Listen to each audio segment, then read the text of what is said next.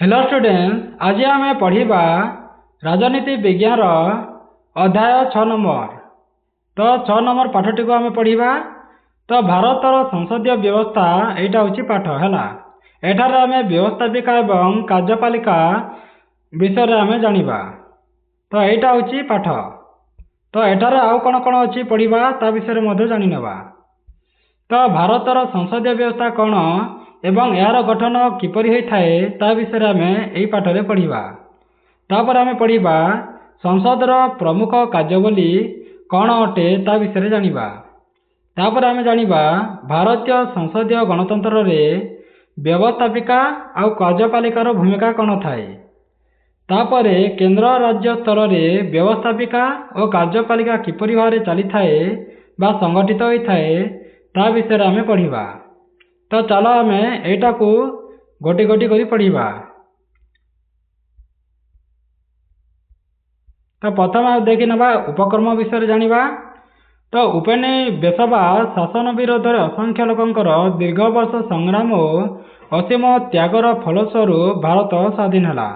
आम तो जाचु बहुत गुड़े संग्राम विरोध होगा द्वारा ही आम भारत स्वाधीन होता।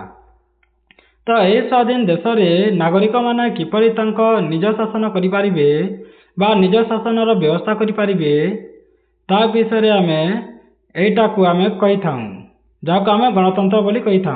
कहीं लोक जेहेतु आम भारत स्वाधीन हो गला से आम भारतर लोक मैंने भोट देकी ही तांको मंत्री गुड़ाक चुनी था जमीती एमएलए एमपी मुख्यमंत्री प्रधानमंत्री ये सब लोक मैंने भोट देकी ही चुनी था। तो निजर निजस्व निष्पत्ति नबार सक्षम हो गले लोक मैंने जहाँ 18 वर्ष रु अधिक होता है से भोट दे था आउ निज नेता निजे बासी था। तो नूतन जुगर प्रथम पदक्षेप स्वरूप स्वाधीन भारत निमंते एक निजस्व संविधान करागला आ से संविधान हिसाब से आम भारत चली थाए। तो विशद भाव वर्णित है जे दस्तावेज केतक मौलिक और गुरुत्वपूर्ण नीति और नियम समारोह अटे। तो बहुत गुड़ी आम संविधान में मौलिक गुड़िक बा गुरुत्वपूर्ण नीति नियम अच्छी। यार मूलधारा अच्छी जे जाति धर्म वर्ण लिंग एवं सामाजिक आध्यात्मिक पृष्ठभूमि को जो देखा निर्विशेष समस्त नागरिक सब भोट दे था सार्वजनीन साबालक मतदान सुनिश्चित करती जी भी लोक अच्छा भारतर 18 वर्ष ऊपर से समस्ते भोट दे पारे। तो भारतर नागरिक मैंने लोकसभा को से प्रतिनिधि प्रत्यक्ष भाव निर्वाचन करते।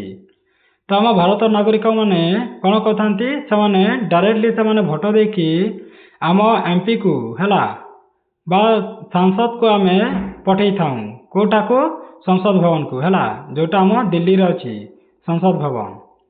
तो सही निर्वाचित प्रतिनिधि माने मध्य संख्यागरिष्ठ दल सरकार गठिता। तो जो एमपी मान को आम भोट देकी आम बा सांसद मान को भोट देकी आम पठे था दिल्ली को संसद भवन को। तो जो पार्टी है जो राजनीतिक पार्टी जमीती गोटे जदि बीजेपी एवं जीति जदि बीजेपी बेले जार एमपी संख्या बढ़ है जो सांसदर लोक संख्या बढ़ है जी भी सांसद अच्छा पार्टी थ्रोरे ही उठी था है। तो जो पार्टी माने जह जीतबे से ही सरकार तैयारी करती। तो जो प्रतिनिधि मान मध्य संख्यागरिष्ठ दल है सबू राजनीतिक दल माने था। तो जी भी दल अच्छा से दल जदि बेसी गोटे दल पाई थाए ताले से दल ही सेठारे सरकार तैयारी करिवो। तो संसद होची आम गणतंत्र सर्वोच्च आईन प्रयणकारी संस्था। तो संसद होची आमर गणतंत्र है जदि आम गणतंत्र को देखा ताले आम संसद रे ही आईन गुड़िक तैयारी होता है आउ यही आईन गुड़िक समग्र देश पाई मान्य होता है बा सबू लोक ताकू मानी था जोटा संसद रे आईन तैयारी होता है। कहीं आम भोट देकी एमपी गुड़ा को आम भोट देकी जिते था से एमपी गुड़ा को ही से संसद रे से आईन तैयारी करती आम पाई। तो सेटा कौन होता है निर्वाचित होती मनोनीत सभ्यगण सरकार कार्य नियंत्रण करती आउ जी बेले आम जहाँ को भोट दे था जो बेले विरोधी दल था तो विरोधी दल माने सरकार को भल भाव में कार्य करने मार्गदर्शन दे था। तो यही एणुक लोक मान सहमति रे सरकार कार्य करती बोली विवेचना करा जाए। କାହିଁକି ନା ଆମେ ଭୋଟ ଦେଇକି ହିଁ ଆମେ ସରକାର ବନେଇଥାଉ ହେଲା। ସେଇଥିପାଇଁ ଲୋକମାନେ ସହମତି ଦେଲେ ଜାଣି ସରକାର କାର୍ଯ୍ୟ କରିଥାନ୍ତି ବୋଲି ଏହାକୁ ଆମେ କହିପାରିବା। କାହିଁକି ନା ଲୋକମାନେ ଭୋଟ ଦେଇଛନ୍ତି ତେଣେ ଯାକ ସରକାର ତିଆରି ହୋଇପାରୁଛି। ତ 1952 ମସିହାର ପ୍ରଥମ ଲୋକସଭାରୁ ଆଜି ପର୍ଯ୍ୟନ୍ତ ମୋଟ 18 ଥର ନିର୍ବାଚନ ହୋଇସାରିଛି। ତ ପ୍ରଥମ ଭୋଟ କେବେ ହେଇଥିଲା? ଲୋକସଭା 1951 ହେଲା। ପ୍ରଥମ ଲୋକସଭା ଭୋଟ 1951 ହେଇଥିଲା ମସିହାରେ। ତ ଆଜି ପର୍ଯ୍ୟନ୍ତ 18 ଥର ଭୋଟ ମଧ୍ୟ ହୋଇସାରିଲାନି ନିର୍ବାଚନ। ତ 2014 ମସିହା ନିର୍ବାଚନ ମାଧ୍ୟମରେ 18ତମ ଲୋକସଭା ମଧ୍ୟ ଗଠନ ହୋଇଥିଲା। ଏଇଟା ତମେ ଦେଖିପାରୁଥିବ ଆମର ନୂତନ ସଂସଦ ଭବନ ହେଲା। ଏଇଟା ତମେ ଚିତ୍ରରେ ଦେଖିପାରୁଥିବ। ତ ଭାରତର ସଂସଦର ଗଠନ କିପରି ହୋଇଥାଏ ତା ବିଷୟରେ ମଧ୍ୟ ଆମେ ପଢ଼ିବା। ତ ଭାରତର ସଂସଦ ରାଷ୍ଟ୍ରପତି ଏବଂ 2ଟି ସଦନ ଥାଏ, ଯାହାକୁ ଆମେ ରାଜ୍ୟସଭା ଓ ଲୋକସଭା କହିଥାଉ। ରାଜ୍ୟସଭାକୁ ଉଚ୍ଚ ସଦନ କୁହାଯାଏ ବା ରାଜ୍ୟମାନଙ୍କର ପରିଷଦ ବୋଲି କୁହାଯାଏ। ଆଉ ଲୋକସଭାକୁ ନିମ୍ନ ସଦନ କୁହାଯାଏ, ଆଉ ସେଇଟା ଲୋକଙ୍କ ଗୃହ ବୋଲି କୁହାଯାଏ। କାହିଁକି ଲୋକମାନେ ଭୋଟ ଦେଇକି ହିଁ ଆମ ଲୋକସଭାକୁ ପଠାଯାଇଥାଏ।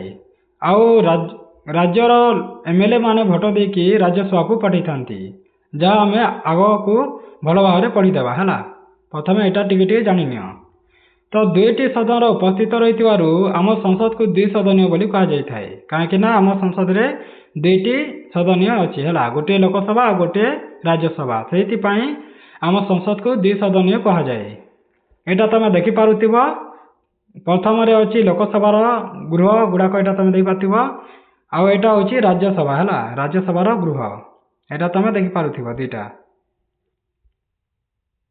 ତ ଏଇଟା ଟିକେ ତମେ ମନେ ରଖିଥିବ। ତ ପ୍ରତ୍ୟକ୍ଷ ନିର୍ବାଚନ ମାଧ୍ୟମରେ ଭାରତର ନାଗରିକମାନେ ଲୋକସଭାରୁ ସେମାନଙ୍କ ପ୍ରତିନିଧି ନିର୍ବାଚିତ କରିଥାନ୍ତି। ମୁଁ ପ୍ରଥମରେ ବି କହିଲି, ଲୋକମାନେ ହିଁ କ'ଣ କରିଥାନ୍ତି, 18 ବର୍ଷରୁ ଯାହାକୁ ବେଶୀ ହୋଇଛି ସେମାନେ ଭୋଟ ଦେଇକି ହିଁ ଲୋକସଭାକୁ ତାଙ୍କର ପ୍ରତିନିଧିମାନଙ୍କୁ ପଠାଇଥାନ୍ତି ହେଲା, ଯେମିତି MP ମାନଙ୍କୁ। ତ ସେ MP ମାନେ କେତେ ଅଛନ୍ତି? ଲୋକସଭାର ସଭ୍ୟ 550 ହିଁ ହୋଇପାରିବେ ହେଲା। ତ MP ଗୁଡ଼ାକ ଯେତେବେଳେ ଆମେ ଲୋକସଭାକୁ ପଠାଉଛୁ ତାହେଲେ କେତେଟି MP ଯାଇଥାନ୍ତି? 550ଟି ସାଂସଦ ଯାଇଥାନ୍ତି। ତ ରାଜ୍ୟସଭାର ସାଂସଦମାନେ ମଧ୍ୟ ଗୋଟିଏ ନିର୍ବାଚନ ମଣ୍ଡଳୀ ମାଧ୍ୟମରେ ପରୋକ୍ଷ ଭାବେ ଯାଇଥାନ୍ତି ହେଲା। ସେମାନଙ୍କୁ MLA ମାନେ ଭୋଟ ଦେଇକି ପଠାଇଥାନ୍ତି। ଆଉ ରାଜ୍ୟସଭାର ସଂଖ୍ୟା ହେଉଛି 250। ତ ଏଇଟା ତମେ ଟିକେ ମନେ ରଖିଥିବ। ରାଜ୍ୟସଭାରେ 250ଟି ଅଛି ସଂଖ୍ୟା, ସଭ୍ୟ ସଂଖ୍ୟା। ଆଉ ଲୋକସଭା ଯଦି କହିବା ତାହେଲେ 550 ଅଛି। ତ ଜନସଂଖ୍ୟା ଭିତ୍ତିରେ ରାଜ୍ୟଗୁଡ଼ିକ ଭାଗ ଭାଗ କରାଯାଇଥାଏ ହେଲା। ତ ଭାରତରେ ଦ୍ୱିସଦନୀୟ ସଂସଦ ବ୍ୟବସ୍ଥା ରହିବା ବା ନାହିଁ ସେ ସମ୍ପର୍କିତ ବିସ୍ତୃତ ଆଲୋଚନା ସମ୍ବିଧାନ ପ୍ରଣୟନ ସଭା ବିତର୍କରେ ହୋଇଥିଲା। ତ ଆମ ଭାରତରେ ଦ୍ୱିସଦନୀୟ ରହିବ ସଂସଦ ନା ନାହିଁ ସେଇଟା ବିସ୍ତୃତ ଆଲୋଚନା କରାଯାଇଥିଲା ଯେତେବେଳେ ସମ୍ବିଧାନ ତିଆରି କରାଯାଉଥିଲା ହେଲା। ତ ପ୍ରଣୟନ ସଭାରେ କରାଯାଉଥିଲା। ତ ଏହା ଅନୁଭୂତ ହେଲା ଯେ ଗୋଟିଏ ମାତ୍ର ପ୍ରତ୍ୟକ୍ଷ ଭାବେ ନିର୍ବାଚନ ସଦନ ଦ୍ୱାରା ସ୍ୱାଧୀନ ଭାରତ ସାମନା କରିବାକୁ ଥିବା ସମସ୍ୟାଗୁଡ଼ିକ ସମାଧାନ ସମ୍ଭବ ନୁହେଁ। ତ ସେମାନେ ଭାବିଲେ ଯେ ଆମେ ଯଦି ସମସ୍ୟାର ସମାଧାନ କରିବାର ଅଛି ତାହେଲେ ଆମେ ଗୋଟିଏ ପ୍ରତ୍ୟକ୍ଷ ଭାବେ ବା ଗୋଟିଏ ସଦନ କରିଦେଲେ ହେବନି ବୋଲି ସେମାନେ କହିଥିଲେ। କାହିଁକି ନା ଲୋକମାନେ ଯାହାକୁ ପଠାଇଥାନ୍ତି ସେଇଟା ତ ଲୋକସଭା ହେଇଯିବ, ହେଲେ ରାଜ୍ୟମାନଙ୍କର କିଏ ଥିବ? ରାଜ୍ୟମାନଙ୍କ ପାଇଁ ବି ତ ରାଜ୍ୟସଭା ଦରକାର। ସେଇଥିପାଇଁ ସେମାନେ ଦୁଇଟା ହିଁ ବନେଇଥିଲେ ରାଜ୍ୟମାନଙ୍କର ହେଲା। ଯେମିତି ରାଜ୍ୟଗୁଡ଼ିକର ପରିଷଦ କରାଗଲା ରାଜ୍ୟସଭାକୁ, ଆଉ ଲୋକମାନଙ୍କର ସଭାକୁ ଲୋକସଭା ମଧ୍ୟ କରାଗଲା ହେଲା। ଲୋକମାନେ ଯାହାକୁ ଭୋଟ ଦେବେ ଲୋକସଭାକୁ ଯିବେ, ରାଜ୍ୟମାନେ ଭୋଟ ଦେଇକି ଯାହାକୁ ପଠାଇଥିବେ ସେ ରାଜ୍ୟସଭାକୁ ଯାଇଥାନ୍ତି। ତ ରାଜ୍ୟସଭାର ଏମିତି ଗଠନ ହୋଇଥିଲା। ତ ଫଳତଃ କେନ୍ଦ୍ର ଓ ରାଜ୍ୟ ତଥା ସ୍ଥାନୀୟ ଅଞ୍ଚଳ ଭିତ୍ତିରେ କ୍ଷମତା ବଣ୍ଟନ କରିବା ଓ ସଂଘୀୟ ବ୍ୟବସ୍ଥା ଭାରତ ଗ୍ରହଣ କରିଥିଲା। ତ ଏହି ବ୍ୟବସ୍ଥା ଦ୍ୱାରା ଜାତୀୟ ଏକତା ଏବଂ ସ୍ଥାନୀୟ ସ୍ୱାର୍ଥ ମଧ୍ୟରେ ଏକ ଉତ୍ତମ ବୁଝାଶୁଣା ମଧ୍ୟ ସମ୍ଭବ ହୋଇପାରିଥିଲା। ତ କାର୍ଯ୍ୟକାରିତା ବିଷୟରେ ଟିକେ ଜାଣିବା। ତ ବିତର୍କ ଓ ଆଲୋଚନାଗୁଡ଼ିକ ଏକ ନିର୍ଦ୍ଧାରିତ ପଦ୍ଧତିରେ ପରିଚାଳନା କରିବା ନିମନ୍ତେ ସଂସଦ ପ୍ରତ୍ୟେକ ସଦନରେ ଜଣେ ସଭାପତି ରହିବା ସୁନିଶ୍ଚିତ କରାଗଲା। ତ କାହିଁକି ନା ଦୁଇଟି ଥାଏ ହେଲା, ଲୋକସଭା ରାଜ୍ୟସଭା ତ ଅଛି, ହେଲେ ସେ ସଂସଦକୁ ଗୋଟିଏ ସଦନ ଯେମିତି ଲୋକସଭା ହେଉ ବା ରାଜ୍ୟସଭା ହେଉ, ତ ତାହାକୁ ଚଳାଇବା ପାଇଁ ଗୋଟିଏ ଲୋକ ଦରକାର ହେଲା। ତ ସେ ତାଙ୍କର ନାମ ହେଉଛି ଗୋଟିଏ ସଭାପତି ହେଲା। ଯେମିତି ଲୋକସଭାକୁ ଚଳାଇବା ପାଇଁ ଗୋଟିଏ ସଭାପତି ଦରକାର, ରାଜ୍ୟସଭାକୁ ମଧ୍ୟ ଚଳାଇବା ପାଇଁ ଗୋଟିଏ ସଭାପତି ଦରକାର। ତ ଲୋକସଭାର ସଭ୍ୟମାନେ ବାଚସ୍ପତିକୁ ନିର୍ବାଚିତ କରିଥାନ୍ତି। ତ ଲୋକସଭାର ସଭାପତି କିଏ ହୋଇଥାନ୍ତି? ବାଚସ୍ପତି ହୋଇଥାନ୍ତି ହେଲା। ସେ ସଦନକୁ ଚଲେଇଥାନ୍ତି ଆଉ ଆଇନ ଶୃଙ୍ଖଳା ରକ୍ଷା କରିଥାନ୍ତି ଆଉ ସଦସ୍ୟମାନଙ୍କର ସଦନ ଆଲୋଚନା କରିବାକୁ ସୁଯୋଗ ମଧ୍ୟ ଦେଇଥାନ୍ତି। କିଏ କେତେବେଳେ କହିବ ତାହା ବାଚସ୍ପତି ହିଁ ସେଠାରେ କହିଥାନ୍ତି ହେଲା। ସେମିତି ରାଜ୍ୟସଭା ବୈଠକ ଭାରତର ଉପରାଷ୍ଟ୍ରପତି ଅଧ୍ୟକ୍ଷତା କରିଥାନ୍ତି। ତ ରାଜ୍ୟସଭାରେ କିଏ ଅଧ୍ୟକ୍ଷତା କରିଥାନ୍ତି? ତ ଉପରାଷ୍ଟ୍ରପତି ସେଠାରେ ଅଧ୍ୟକ୍ଷତା କରିଥାନ୍ତି ହେଲା। ବାସ୍ ତାଙ୍କୁ ହେଲା ସଭାପତି ତିଆରି କରିଥାନ୍ତି ହେଲା। ତ ରାଜ୍ୟସଭାର ସଭାପତି କିଏ ଥାନ୍ତି? ଉପରାଷ୍ଟ୍ରପତି। ଆଉ ଲୋକସଭାର ସଭାପତି କିଏ ଥାନ୍ତି? ବାଚସ୍ପତି ହେଲା। ଏହାକୁ ଟିକେ ମନେ ରଖିଥିବ। ତାପରେ ଆମେ ଆଗକୁ ଦେଖିବା। ଏଇଟା ଟିକେ ତମେ ଟିକେ ମନେ ରଖିଥିବ ହେଲା, କାହିଁକି ନା ଏବେ ଏଇଟା କରାଯାଇଛି ସିଙ୍ଗଲର ଚିତ୍ର ହେଲା। ଏଇଟା ଟିକେ ମନେ ରଖିଥିବ। ତ ଭାରତର ସ୍ୱାଧୀନତା ପରେ କ୍ଷମତା ହସ୍ତାନ୍ତରର ପ୍ରତୀକ ଭାବେ ଗୋଟିଏ ସ୍ୱର୍ଣ୍ଣଚ୍ଛିଦିତ ରୂପାଦଣ୍ଡ ସିଙ୍ଗଲ ଦିଆଯାଇଥିଲା ହେଲା। ଯେତେବେଳେ ଆମ ଭାରତ ସ୍ୱାଧୀନ ହୋଇଥିଲା ସେତେବେଳେ ଆମ ପ୍ରଥମ ପ୍ରଧାନମନ୍ତ୍ରୀ ପଣ୍ଡିତ ଜବାହରଲାଲ ନେହେରୁଙ୍କୁ ଗୋଟିଏ ରୂପାଦଣ୍ଡ ସିଙ୍ଗଲ ପ୍ରଦାନ କରାଯାଇଥିଲା ହେଲା। କିଏ ମାନେ ଦେଇଥିଲେ? ବ୍ରିଟିଶ ମାନେ ଦେଇଥିଲେ। କାହିଁକି ନା ବ୍ରିଟିଶ ମାନେ ଛାଣିକି ଯାଇଥିଲେ ଆମ ଭାରତକୁ ହେଲା। ତ କାହିଁକି ନା ଭାରତକୁ ହସ୍ତାନ୍ତରିତ କରିଥିଲେ, ସେଇଥିପାଇଁ ଗୋଟିଏ ଚିହ୍ନ ରୂପେ ରୂପାଦଣ୍ଡ ସିଙ୍ଗଲ ଦିଆଯାଇଥିଲା। ତ ଏଇଟା ବର୍ତ୍ତମାନ ଏକ ଲୋକସଭାର ବାଚସ୍ପତିଙ୍କ ଆସ୍ଥାନ ନିକଟରେ ରଖାଯାଇଛି। ତ ବାଚସ୍ପତି ଯେଉଁଠାରେ ବସିଥାନ୍ତି ଲୋକସଭାର ସଭାପତି, ସେଠାରେ ସେଇଟାକୁ ରଖାଯାଇଛି ହେଲା। ତ ଏହା ନ୍ୟାୟିକତା ଓ ଧାର୍ମିକତାକୁ ବୁଝାଇଥାଏ। ତ ଚୋଳ ବଂଶ ରାଜତ୍ୱ ସମୟରୁ ମଧ୍ୟ ଏହି ଶାସନରେ ନ୍ୟାୟିକତା ଓ ଧାର୍ମିକତାକୁ ନିଶ୍ଚିନ୍ତ ରୂପେ ପାଳନ କରିବା ପାଇଁ ଗୋଟିଏ ପ୍ରତୀକ ରୂପେ କରାଯାଇଥାଏ। ବା ଗୋଟିଏ ରାଜା ଆଉ ଗୋଟିଏ ରାଜାକୁ ସେମାନେ ହସ୍ତାନ୍ତର କରୁଥିଲେ ହେଲା ଶାସନ କରିବା ପାଇଁ। ସେମିତି ଆମକୁ ଇଂରେଜମାନେ ଭାରତକୁ ହସ୍ତାନ୍ତର କରିଥିଲେ ଶାସନ, ଯାହା ଏଇଟା ସିଙ୍ଗଲ ଦେଇଥିଲେ ହେଲା। ରୂପାଦଣ୍ଡ ସିଙ୍ଗଲ ଆମକୁ ଦେଇଥିଲେ। ତ ଏହାର ଅଗ୍ରଭାଗରେ ନ୍ୟାୟର ପ୍ରତୀକ ରୂପେ ନନ୍ଦୀ ବୃଷଭଙ୍କ ପ୍ରତିଛବି ମଧ୍ୟ ଅଛି। ତ ସିଙ୍ଗଲର ଚିତ୍ର ଏଇଟା ତମେ ଦେଖିପାରୁଥିବ। ତ ଏଇଟା ମଧ୍ୟ ଟିକେ ଜାଣିଥିବ, କାହିଁକି ନା ଆମ ସଂସଦରେ ବହୁତ ଗୁଡ଼ିଏ, କାହିଁକି ନା ଭାରତରେ ବହୁତ ଭାଷା ଅଛି ହେଲା। ତ କ'ଣ ହେଲା, ସଂସଦ ଯେତେବେଳେ ଆଲୋଚନା କରାଯାଏ ବା କଥାବାର୍ତ୍ତା କରାଯାଏ ସେତେବେଳେ ବହୁତ ଭାଷା, କାହିଁକି ନା ଗୋଟିଏ ରାଜ୍ୟରେ ଗୋଟିଏ ଭାଷା ଅଛି ହେଲା। ତ ସବୁ ଭାଷାର କଥାବାର୍ତ୍ତା କରିପାରିଥାନ୍ତି ସଂସଦରେ, ଯେମିତି ହିନ୍ଦୀ, ଇଂରାଜୀ, ଆସାମୀ, ବଙ୍ଗାଳୀ, ଗୁଜରାଟୀ, କନ୍ନଡ଼, ମାଲାୟାଲମ, ମରାଠୀ, ଓଡ଼ିଆ, ତାମିଲ, ପଞ୍ଜାବୀ, ତେଲୁଗୁ, ଏହିସବୁ 12ଟି ଭାଷା ସେଠାରେ ଉପଲବ୍ଧ ଅଛି। ଯେ ଯେଉଁଠି ଚାହିଁବେ ସେଇ ଭାଷାରେ କଥା ହୋଇପାରିବେ। ଓ ନିକଟ ଅତୀତରେ ଅନ୍ୟ 6ଟି ମଧ୍ୟ ଭାଷା ଯୋଡ଼ାଯାଇଛି, ଯେମିତି ବୋଡ଼ୋ, ଡୋଗରୀ, ମୈଥିଲି, ମଣିପୁରୀ, ଉର୍ଦ୍ଦୁ ଏବଂ ସଂସ୍କୃତ। ଏଇଟା ସବୁ ଗୁଡ଼ିଏ ଭାଷା ଅଛି ହେଲା। ବା ସଂସଦରେ ଏଇଟା ସବୁ କହିପାରିବେ ଏଇ ଭାଷାରେ। ତ ତାପଛେ ଆମେ ବ୍ୟବସ୍ଥାପିକା ବିଷୟରେ ଜାଣିବା, ବା ଯେଉଁଠାରେ ଆଇନ ପ୍ରଣୟନ କରାଯାଇଥାଏ ହେଲା। ତ ଆଇନ ପ୍ରଣୟନ ବା ବ୍ୟବସ୍ଥାପିକା କାର୍ଯ୍ୟ ପରି କାର୍ଯ୍ୟପାଳିକା ବା ଯାହା କାର୍ଯ୍ୟପାଳିକରଣ କରାଯାଇଥାଏ, କାର୍ଯ୍ୟକାରୀ କରାଯାଇଥାଏ ହେଲା। ବେଲେ ବ୍ୟବସ୍ଥାପିକାରେ ତ ଆଇନ କରାଯାଇଥାଏ, ଆଇନ ତିଆରି କରାଯାଇଥାଏ। ହେଲେ କାର୍ଯ୍ୟପାଳିକାରେ ସେଇଟାକୁ ଯେଉଁଟା ଆଇନ ତିଆରି କରାଯାଇଥାଏ ସେଇଟାକୁ ଲାଗୁ କରାଯାଇଥାଏ ହେଲା। ବା କାର୍ଯ୍ୟପାଳିକାରେ ସେଇଟା କାର୍ଯ୍ୟ କରାଯାଇଥାଏ ଯେଉଁଟା ଆଇନ ତିଆରି କରାଯାଇଛି। ତ ସଂସଦର ଅନ୍ୟ ଏକ ମୁଖ୍ୟ ଦାୟିତ୍ୱ ଅଟେ, କାହିଁକି ନା ବ୍ୟବସ୍ଥାପିକାରେ ଯେମିତି ଆଇନ ତିଆରି କରାଯାଇଥାଏ ସେମିତି କାର୍ଯ୍ୟପାଳିକାରେ ସେ ଆଇନକୁ କାର୍ଯ୍ୟକାରୀ କରାଯାଇଥାଏ। ତ କେନ୍ଦ୍ର କାର୍ଯ୍ୟପାଳିକା ସଂସଦର କ୍ଷମତା ଓ ବ୍ୟବସ୍ଥାପିକା କାର୍ଯ୍ୟଗୁଡ଼ିକୁ ଜୀବନ୍ତ କରି ରଖିଥାଏ। ତ ଆମକୁ ଦୁଇଟି ଜିନିଷ ଜାଣିବାକୁ ପଡ଼ିଥାଏ ହେଲା, ବ୍ୟବସ୍ଥାପିକା ଆଉ ଗୋଟିଏ କାର୍ଯ୍ୟପାଳିକା। ବ୍ୟବସ୍ଥାପିକାରେ ଆଇନ କାନୁନ ତିଆରି କରାଯାଇଥାଏ ଆଉ କାର୍ଯ୍ୟପାଳିକାରେ ସେଇଟାକୁ ଯେଉଁ ଆଇନ କାନୁନ ତିଆରି କରାଯାଇଛି ତାକୁ କାର୍ଯ୍ୟ କରିବା ପାଇଁ କାର୍ଯ୍ୟପାଳିକା ହିଁ କରିଥାଏ।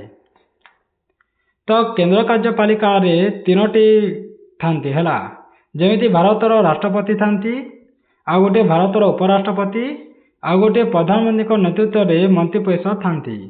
ତ ଏଇ 4ଟିକୁ ନେଇକି ହିଁ ଆମର କାର୍ଯ୍ୟପାଳିକା ଗଠିତ ହୋଇଥାଏ। ଯେମିତି ବ୍ୟବସ୍ଥାପିକା କାହା ଦ୍ୱାରା ଗଠିତ ହୋଇଥାଏ, ଯେମିତି ଲୋକସଭା ଓ ରାଜ୍ୟସଭା ଆଉ ରାଷ୍ଟ୍ରପତିକୁ ନେଇକି ହେଲା ବ୍ୟବସ୍ଥାପିକା ତିଆରି ହୋଇଥାଏ। ସେମିତି କାର୍ଯ୍ୟପାଳିକାକୁ ଯଦି ଦେଖିବା ତାହେଲେ ଏଠାରେ ମଧ୍ୟ 3ଟି ଥାଏ। ଗୋଟିଏ ହେଲା ଭାରତର ରାଷ୍ଟ୍ରପତି, ଆଉ ଗୋଟିଏ ଭାରତର ଉପରାଷ୍ଟ୍ରପତି, ଆଉ ଗୋଟିଏ ପ୍ରଧାନମନ୍ତ୍ରୀଙ୍କ ନେତୃତ୍ୱରେ ଯେଉଁଟା ଚାଲିଥାଏ ହେଲା ମନ୍ତ୍ରୀ ପରିଷଦ। ଏମାନଙ୍କୁ ନେଇକି କାର୍ଯ୍ୟପାଳିକା ଗଠିତ ହୋଇଥାଏ। ତ ମନ୍ତ୍ରୀ ପରିଷଦରେ କ'ଣ ହୋଇଥାଏ, ମନ୍ତ୍ରୀ ପରିଷଦରେ ସ୍ଥାନ ପାଇଥିବା ମନ୍ତ୍ରୀଗଣ ପ୍ରଧାନଙ୍କ ଦ୍ୱାରା ସାଂସଦମାନଙ୍କ ମଧ୍ୟରୁ ଚୟନ ହୋଇଥାନ୍ତି। ତ तो प्रधानमंत्री है प्रधानमंत्री मंत्रीगण को बाछी था बा जी भी आम एमपी था से मंत्री रूपे मंत्री तैयारी करते किए प्रधानमंत्री। तो यही मंत्रीगण निज कार्य करते और व्यक्तिगत और मिलित भाव लोकसभा निकट उत्तरदायी रही था कहीं जदि गोटे मंत्री जब भल भाव कम न कर से कौन करेंगे लोकसभा निपत में उत्तरदायी होता है लोकसभा आ लोकसभा कौटा थाए व्यवस्थापिका थाए तो लोकसभा से उत्तरदायी होता जदि भल कम न करेंगे मंत्रीगण गुड़ाक। तो तापर आम जाना एवं आस संसदर व्यवस्थापिका और कार्यकारी कार्य विषय आम भल भाव जाना। तो संसदर तो चलो देखा आम संसदर व्यवस्थापक कार्य विषय। तो संसद कहवा समस्त व्यवस्थापक कार्य संविधान द्वारा ही स्थिरीकृत करा लिखा है।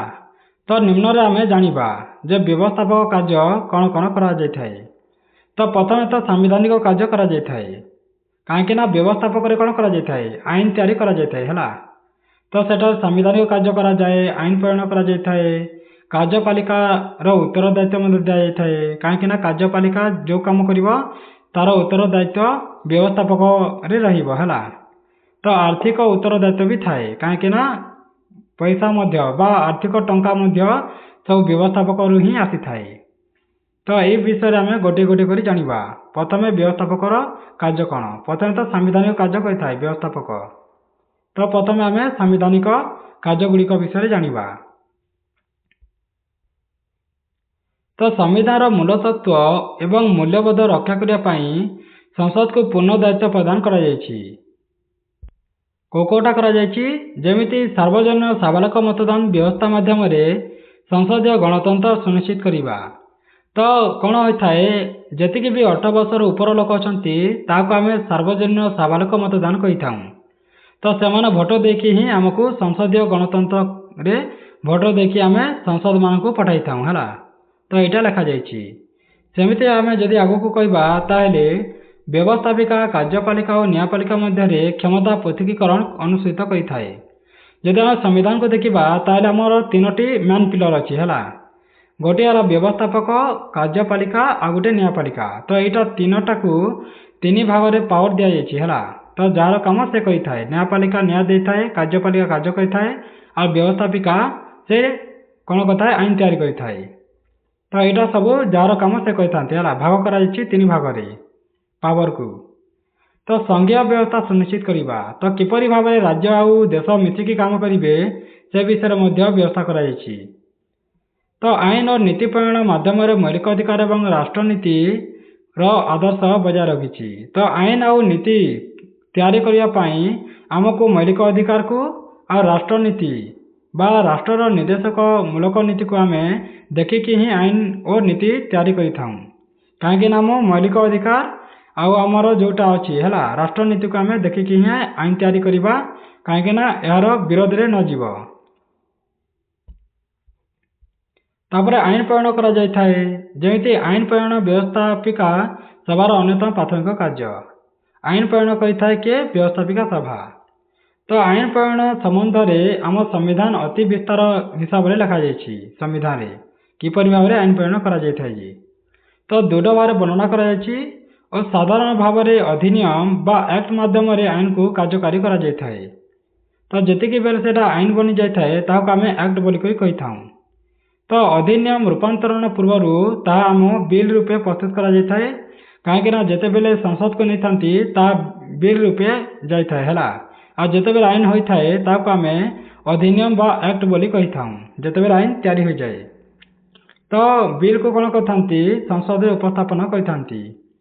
तो दीर्घ और प्रभावी आलोचनार गुरुत्व भाव में आईन परिणत होता है कहीं प्रथम कौन करते बिल को संसद को नहीं था संसद में एत भोट होता है भोट हो सारा पर जानी आलोचना हो सारा पर जानी प्रथम तो आलोचना होते बिल गृह को जाए संसद को सेते बेले सेठारे आलोचना करा जाए आलोचना करला परे सेठारे भोटिंग करा जाए है भोट दि जाए भोट सरला पर जानी ही जदि बहुत विधायक बा सांसद जी भी हो है जदि आम एमपी गुड़ाक बहुत गुड़े सेठारे भोट देदेले ताहले से बिलटी पास हो है तापर सेटा राष्ट्रपति को जाइए, राष्ट्रपति पास करें जानी बिल तैयारी होता है। तो सेटा आगो को आम भल भाव जाना है। तो यहाँ केवल सर्टकट तुम ये बुझी नहीं था। तो दीर्घ और प्रभावी आलोचना गृहीत होगापर आईन में परिणत होता है। तो प्रथम बिल कौन संसद को जाता है, संसद आलोचना होता है, तापर सेटारे भोट कर भोट कर सारापर सेटा आईन में तैयारी होता है। जमीती छात्र छात्री निमंते मागणा और बाध्यतामूलक शिक्षा दान व्यवस्था अधिनियम 2009 रे आईन रे तैयारी होता है, जहाँ आम आरटी बोली कही था। यहाँ तुम भल भाव बुझीपार यहाँ को देखिले जोटा मुझे सर्टकट कही यहाँ को भल भाव कहबी है जे किपरि भाव गोटे बिल गोटे आईन रे तैयारी होता है बा एक्ट बनी थाए है बा गोटे विधेयक किपरि भाव अधिनियम होता है बा बिल किपरि एक्ट होता है। तो देखा चल तो संसद जेकोसी सदन उपस्थापन प्रथम आमटा जोटा बिल थाए से बिल को कौन करवा प्रथम संसद जेकोसी सदन है संसद दुईटी सदन थाए लोकसभा और राज्यसभा। तो आम प्रथम भावी ना लोकसभा आम बिल को सेठारे देदेलु है। तो बिल जिते दि जाए से कौन है उपस्थापन कर बिल को उपस्थापन करवा बिल उपस्थापन कर सारापर आम कौन करवा विधेयक उद्देश्य पठन। तो जेतिकी भी एमपी थे सेठारे जेतिकी भी एमपी थे है सांसदगण थे सेठारे से जोटा बिल थी सेटा को पढ़ाब है। तो पढ़ी सारापर कौन हम सेटा स्थायी समिति को पठाई पारि जिते बेले सब जानीजे एमपी गुड़ाक ताबेले ता गोटे स्थायी समिति तैयारी करती को कौन भल अच्छी कौन खराब अच्छी जानापी ता गोटे स्थायी समिति रे पठाई दि था। तो जो स्थायी समिति पठाई दे था से बेले तापर कौन होता है विधेयक निमंते भोट ग्रहण। तो स्थायी समिति जिते बेले फेरी आसे फेर पारे लोकसभा को सेते बेले विधेयक निमंते भोट ग्रहण करा जाए। तो जोटा विधेयक थाए बिल है बिल को आम विधेयक कही था। तो से बिलटा कौन होता है जिते बेले स्थायी समिति आसी थाए संशोधन होइकी तापर फेर पारे पढ़ा जाए और देखा जाए जे कौन भल अच्छी कौन खराब अच्छी है। तापर सेटा को पढ़ी जोटा एमपी माने सांसद मैंने था से भोट दे था आ भोट दे सारापर सेटा विस्तृत आलोचना होता है कहीं भोट प्रथम दि जाए न था। तो भोट तो दि जाए कहीं सेटा बिल को पास करने सेठारे विस्तृत आलोचना करा केमिति कौन हम कौटा संशोधन करार अच्छी कौटा हेबार नहीं। तो सबू सेठारे कथबार्ता बेले शासक दल आउ विरोधी दल गुड़ाक सेठारे कही था है आलोचना कही था जानी विधायक गुड़ाक बा से बिल को से भोट दे था है। भोटर में जदि मेजोरिटी आसला बा बहुमत आसी थाए ताले सेटा आईन रे तैयारी हो जाए। आईन तो तैयारी हो पार ना कहीं यहाँ केवल लोकसभा जाइए सेमती राज्यसभा को तो जीवार अच्छी। तो तापर कौन हम सेटा राज्यसभा को जीव है द्वितीय सदन को कहीं लोकसभा राज्यसभा रे बिल पास होगी राष्ट्रपति ठारे जाकि सिग्नेचर हेले जानी सेटा आईन होता है। तो यहाँ केवल लोकसभा को जाइए लोकसभा को जा सारापर राज्यसभा को आसो राज्यसभा भी सेमती डिस्कस हम ता पचे कौन हम राज्यसभा बिलटा पास हो गलापर राष्ट्रपति को जीव राष्ट्रपति सेठारे साइन करापर सेटा सरकारी राजपथ प्रकाशन कर जाने सेटा आईन रे तैयारी हो। तो प्रथम मु आउ थे कहीदे सर्टकट रे है जपरी प्रथम कौन होता है प्रथम संसद रे बिल को नहीं था है गोटे एमपी बिल को नेब बा सरकार सेठारे बिल को नहीं था बिल नेलापर सेठारे विधेयक पाठरे पठन करा है जेते कि भी एमपी अच्छा से लोकसभा रे है। तो लोकसभा रे जेते बेले उपस्थापन करती से बिल को तो से बिल को से पढ़ी था जी भी सांसद मैंने था है साइड पढ़ा जाए है जहाद्वारा विधायक मैंने एमपी मैंने से सब जानीपारे जानी सारापर सेटा भल अच्छी कि खराब अच्छी स्थायी समिति को पठाई दे था है स्थायी समिति को पठाइला से देखी था भल अच्छी कि खराब अच्छी तापर सेटा को पठाई दे था फेर कौन लोकसभा को। तो लोकसभा को पठाई देले कौन हम सेठारे आलोचना करा जाए विरोधी दल शासक दल सहित तापर सेटा भोट दि जाए है।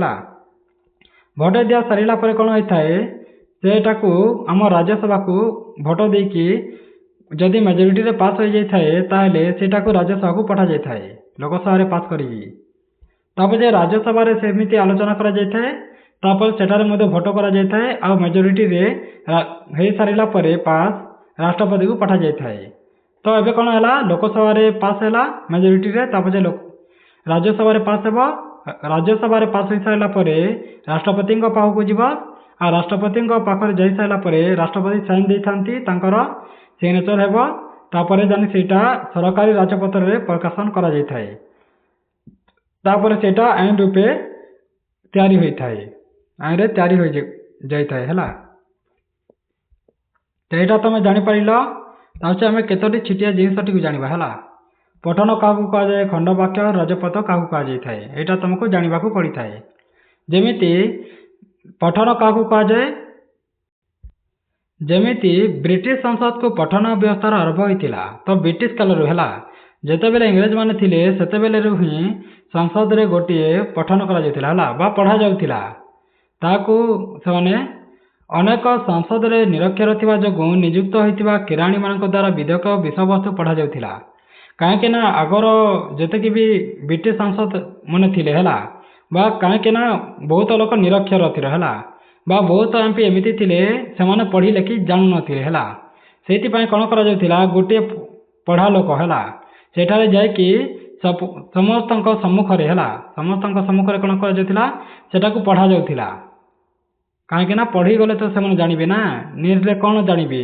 एमपी माने कोन लेखा छी कोन आईन तयारी करा जायछि बा सेटा कोन लेखा जायछि जानि पारु नथिले सेति पय काहेकि ना आगो निरक्षर थिले हला पढ़ा लिखा किछि जानि नथिले सेति पय सेटारे पठन करा जाय हला पढ़ा जाउतिला सबको सामने रे आ पढ़ी सारिबा परे सेटा को सेमाने जानि पारुथिले जे से विधेयक रे बा से आईन जोटा करिवार अछि सेटारे कोन कोन लेखा जायछि ताको हमें पठन बोली कहि परिबा बा सेटा को सेमाने जानि कि पूर्वरु सांसद माने विधेयक को पढुथिले हला बा पढुथिले आ सेटा को आलोचना करुथिले तेने तो सेमाने आईन तयारी करिबे तापर खंड वाक्य को कहा जाए जेंति विधेयक रे वर्णित केतेक वाक्यांश जा विधेयक को अधिक रूपे व्याख्या करिथाए आरटीई जेपरी बयस सीमा 6 रु 14 वर्ष वर्णना करिथाए जेमिति आमे जानिछे जे खंड वाक्य बेले कोन क्लॉज हला क्लॉज को आमे का कहिताऊ वाक्यांश हला बा शॉर्टकट जोटा कहिथाए ताको वाक्यांश बेले कहिताऊ लंबा चौड़ा न लिखि कि ताको आमे जदि शॉर्टकट रे जदि लिखिबा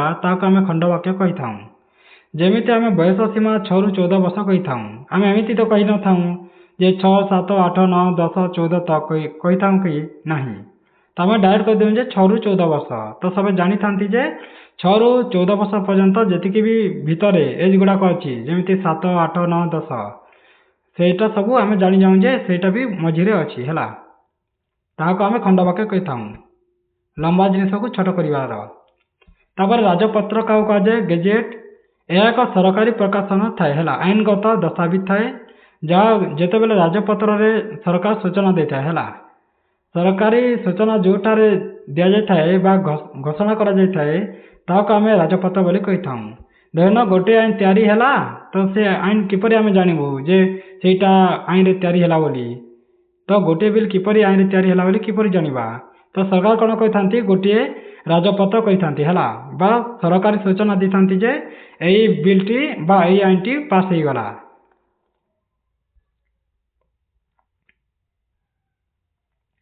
तापर आमे कार्यपालिकार उत्तरदायित्व विषय जानिबा प्रथम तो व्यवस्थापिका विषय जानिलु लोकसभा राज्यसभा विषय रे किपरि आईन पास हुए ता मध्ये जानिलु तापर कार्यपालिकार उत्तरदायित्व कोन ता विषय मध्ये जानिबा कार्यपालिका रे के तांती आ तांकर कोन कोन काम तो प्रधानमंत्री रो मंत्री परिषद हेचंती केंद्र कार्यपालिकार अंश विशेष तो कार्यपालिका रे के थांती प्रधानमंत्री आ मंत्री परिषद हला एई दुई जन को नै कि ही कार्यपालिका होई थाए तो कौन कौन काम करथांती जेमि प्रधानतः आईन प्रवर्तन है आईन को तैयारी करिया पाई और वास्तव कार्य पाई बा भारत रे कार्य करिया पाई बा भारत सरकार कार्य करिया पाई से ही करिथांती हला जाको कार्यपालिका ही करिथांती काहेकि ना कार्यपालिका ही कार्य करा जाय तो के कार्य करिथांती प्रधानमंत्री आ मंत्री परिषद ही करिथांती जाको आमे सरकार कहिथाऊ हला सरकार अर्थ होछि कार्यपालिका जे कि काम करिथांती तो प्रधानतः आईन प्रवर्तन आईन को सेमाने चेंज करिथांती आ से वास्तव कार्यकारिता हला सरकार किए चलि कार्यपालिका जी था से ही चलि आ सरकार सफल परिचालन निमंते दायी तो सरकार किए चलती जे कार्यपालिका था से ही सरकार चलि तो से ही देश को चलि तो संविधान और यार आईनगत नीति आधार में दैनंदिन सरकारी कार्य संबंधी निष्पत्ति ग्रहण करते तो संविधान आउ आईनगत नीति को आधार करिकी से सरकारी कार्य चलि देश को चलाई से कहीं संसद में तो विरोधी दल था खाली एमपी मैंने था सरकारी था संसद जो देखा ताहले कौन विदेश तुम विरोधी दल था आ गोटे शासित दल था तो दुई बेले एने केवल तुम एमती कहीपर केवल एमपी मान ही था सांसद मैंने जहाँ आम भोट देकी सेटा को पढ़ी था हेले जो मैंने मेजोरिटी पाई था सरकार था से कार्यपालिकार उत्तरदायित्व नहीं था जमी प्रधानमंत्री आ मंत्री परिषद तो एमाने ही कार्यपालिका को कही था कार्य कही था देशर तो से संविधान को आउ आईनगत नीति को आधार करके ही देश को चलाई था सरकारी कार्य को चलाई था तो प्रश्नकाल समय मंत्री माने से कार्य और निष्पत्तिर प्रतिपादन कही था मंत्री माने जदि भल काम न करिले ताले से लोकसभा उत्तरदायी रही था कहीं सेटा हूँ विधायक है तो जदि भल भाव जदि काम न करती सरकार ताले से लोकसभा से उत्तरदायी रहिबे आ प्रश्नकाल थाए जमी विरोधी दल माने प्रश्न पचारि था लोकसभा केमिति काम होची भल होची कि नहीं सब प्रश्न कही था विरोधी दल आ जोटा शासित दल गुड़ाक जोटा कार्य कही कार्यकालिका रही था से लोकसभा विरोधी प्रश्नर उत्तर दे था तो प्रश्नकाल हूँ लोकसभा एक निर्धारित समय सीमा है तो गोटे जमी संसद कार्यकाल प्रथम केतेक घंटा तो प्रथम जितेबाला कार्यकाल बा संसद चली थाए से केते घंटा दे था प्रश्नकाल थाए ताकू तो प्रश्नकाल कौन कर विरोधी दल गुड़ाक कौन करते लोकसभा प्रश्न पचारि था सरकार को जे सरकार किपरि भाव देश को भल भाव चलाउछि कि नहीं सेटा जानापी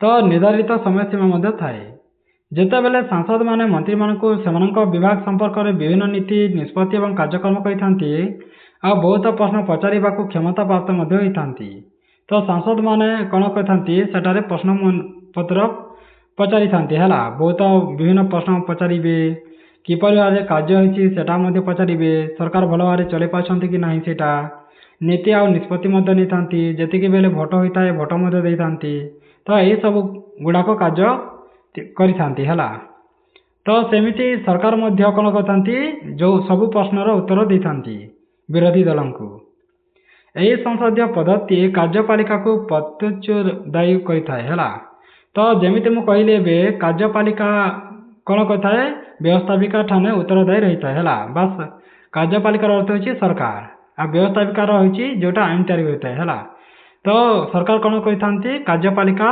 व्यवस्थापिकार उत्तरदायी रही है अर्थात नीति तथा कार्यर यथार्थता प्रतिपादन पर बाध्य होता है तो जी भी नीति नियम तैयारी कार्य सबको जदि भलरे जदि कर न पारे ताहले उत्तरदायी रही था व्यवस्थापिका बा संसद रे एतद्भिन्न स्वतंत्र समिति से मंत्री माने ग्रहण करते आलोचना सभा आ नीति निर्माण करते प्रश्नर उत्तर दे था यही समिति विभिन्न दलर सांसद मान को नहीं गठित होता है जमी बहुत गुड़िए कौन था बहुत गुड़िए राजनीतिक पार्टी गुड़िक था तो सबू पार्टी राजनीतिक पार्टी जी जी लीडर था दुई दुई जन तीन तीन जन मैन मैन लीडर को लेकिन गोटे समिति तैयारी करा जाता है स्वतंत्र समिति सेठार से आलोचना करते कथबार्ता होता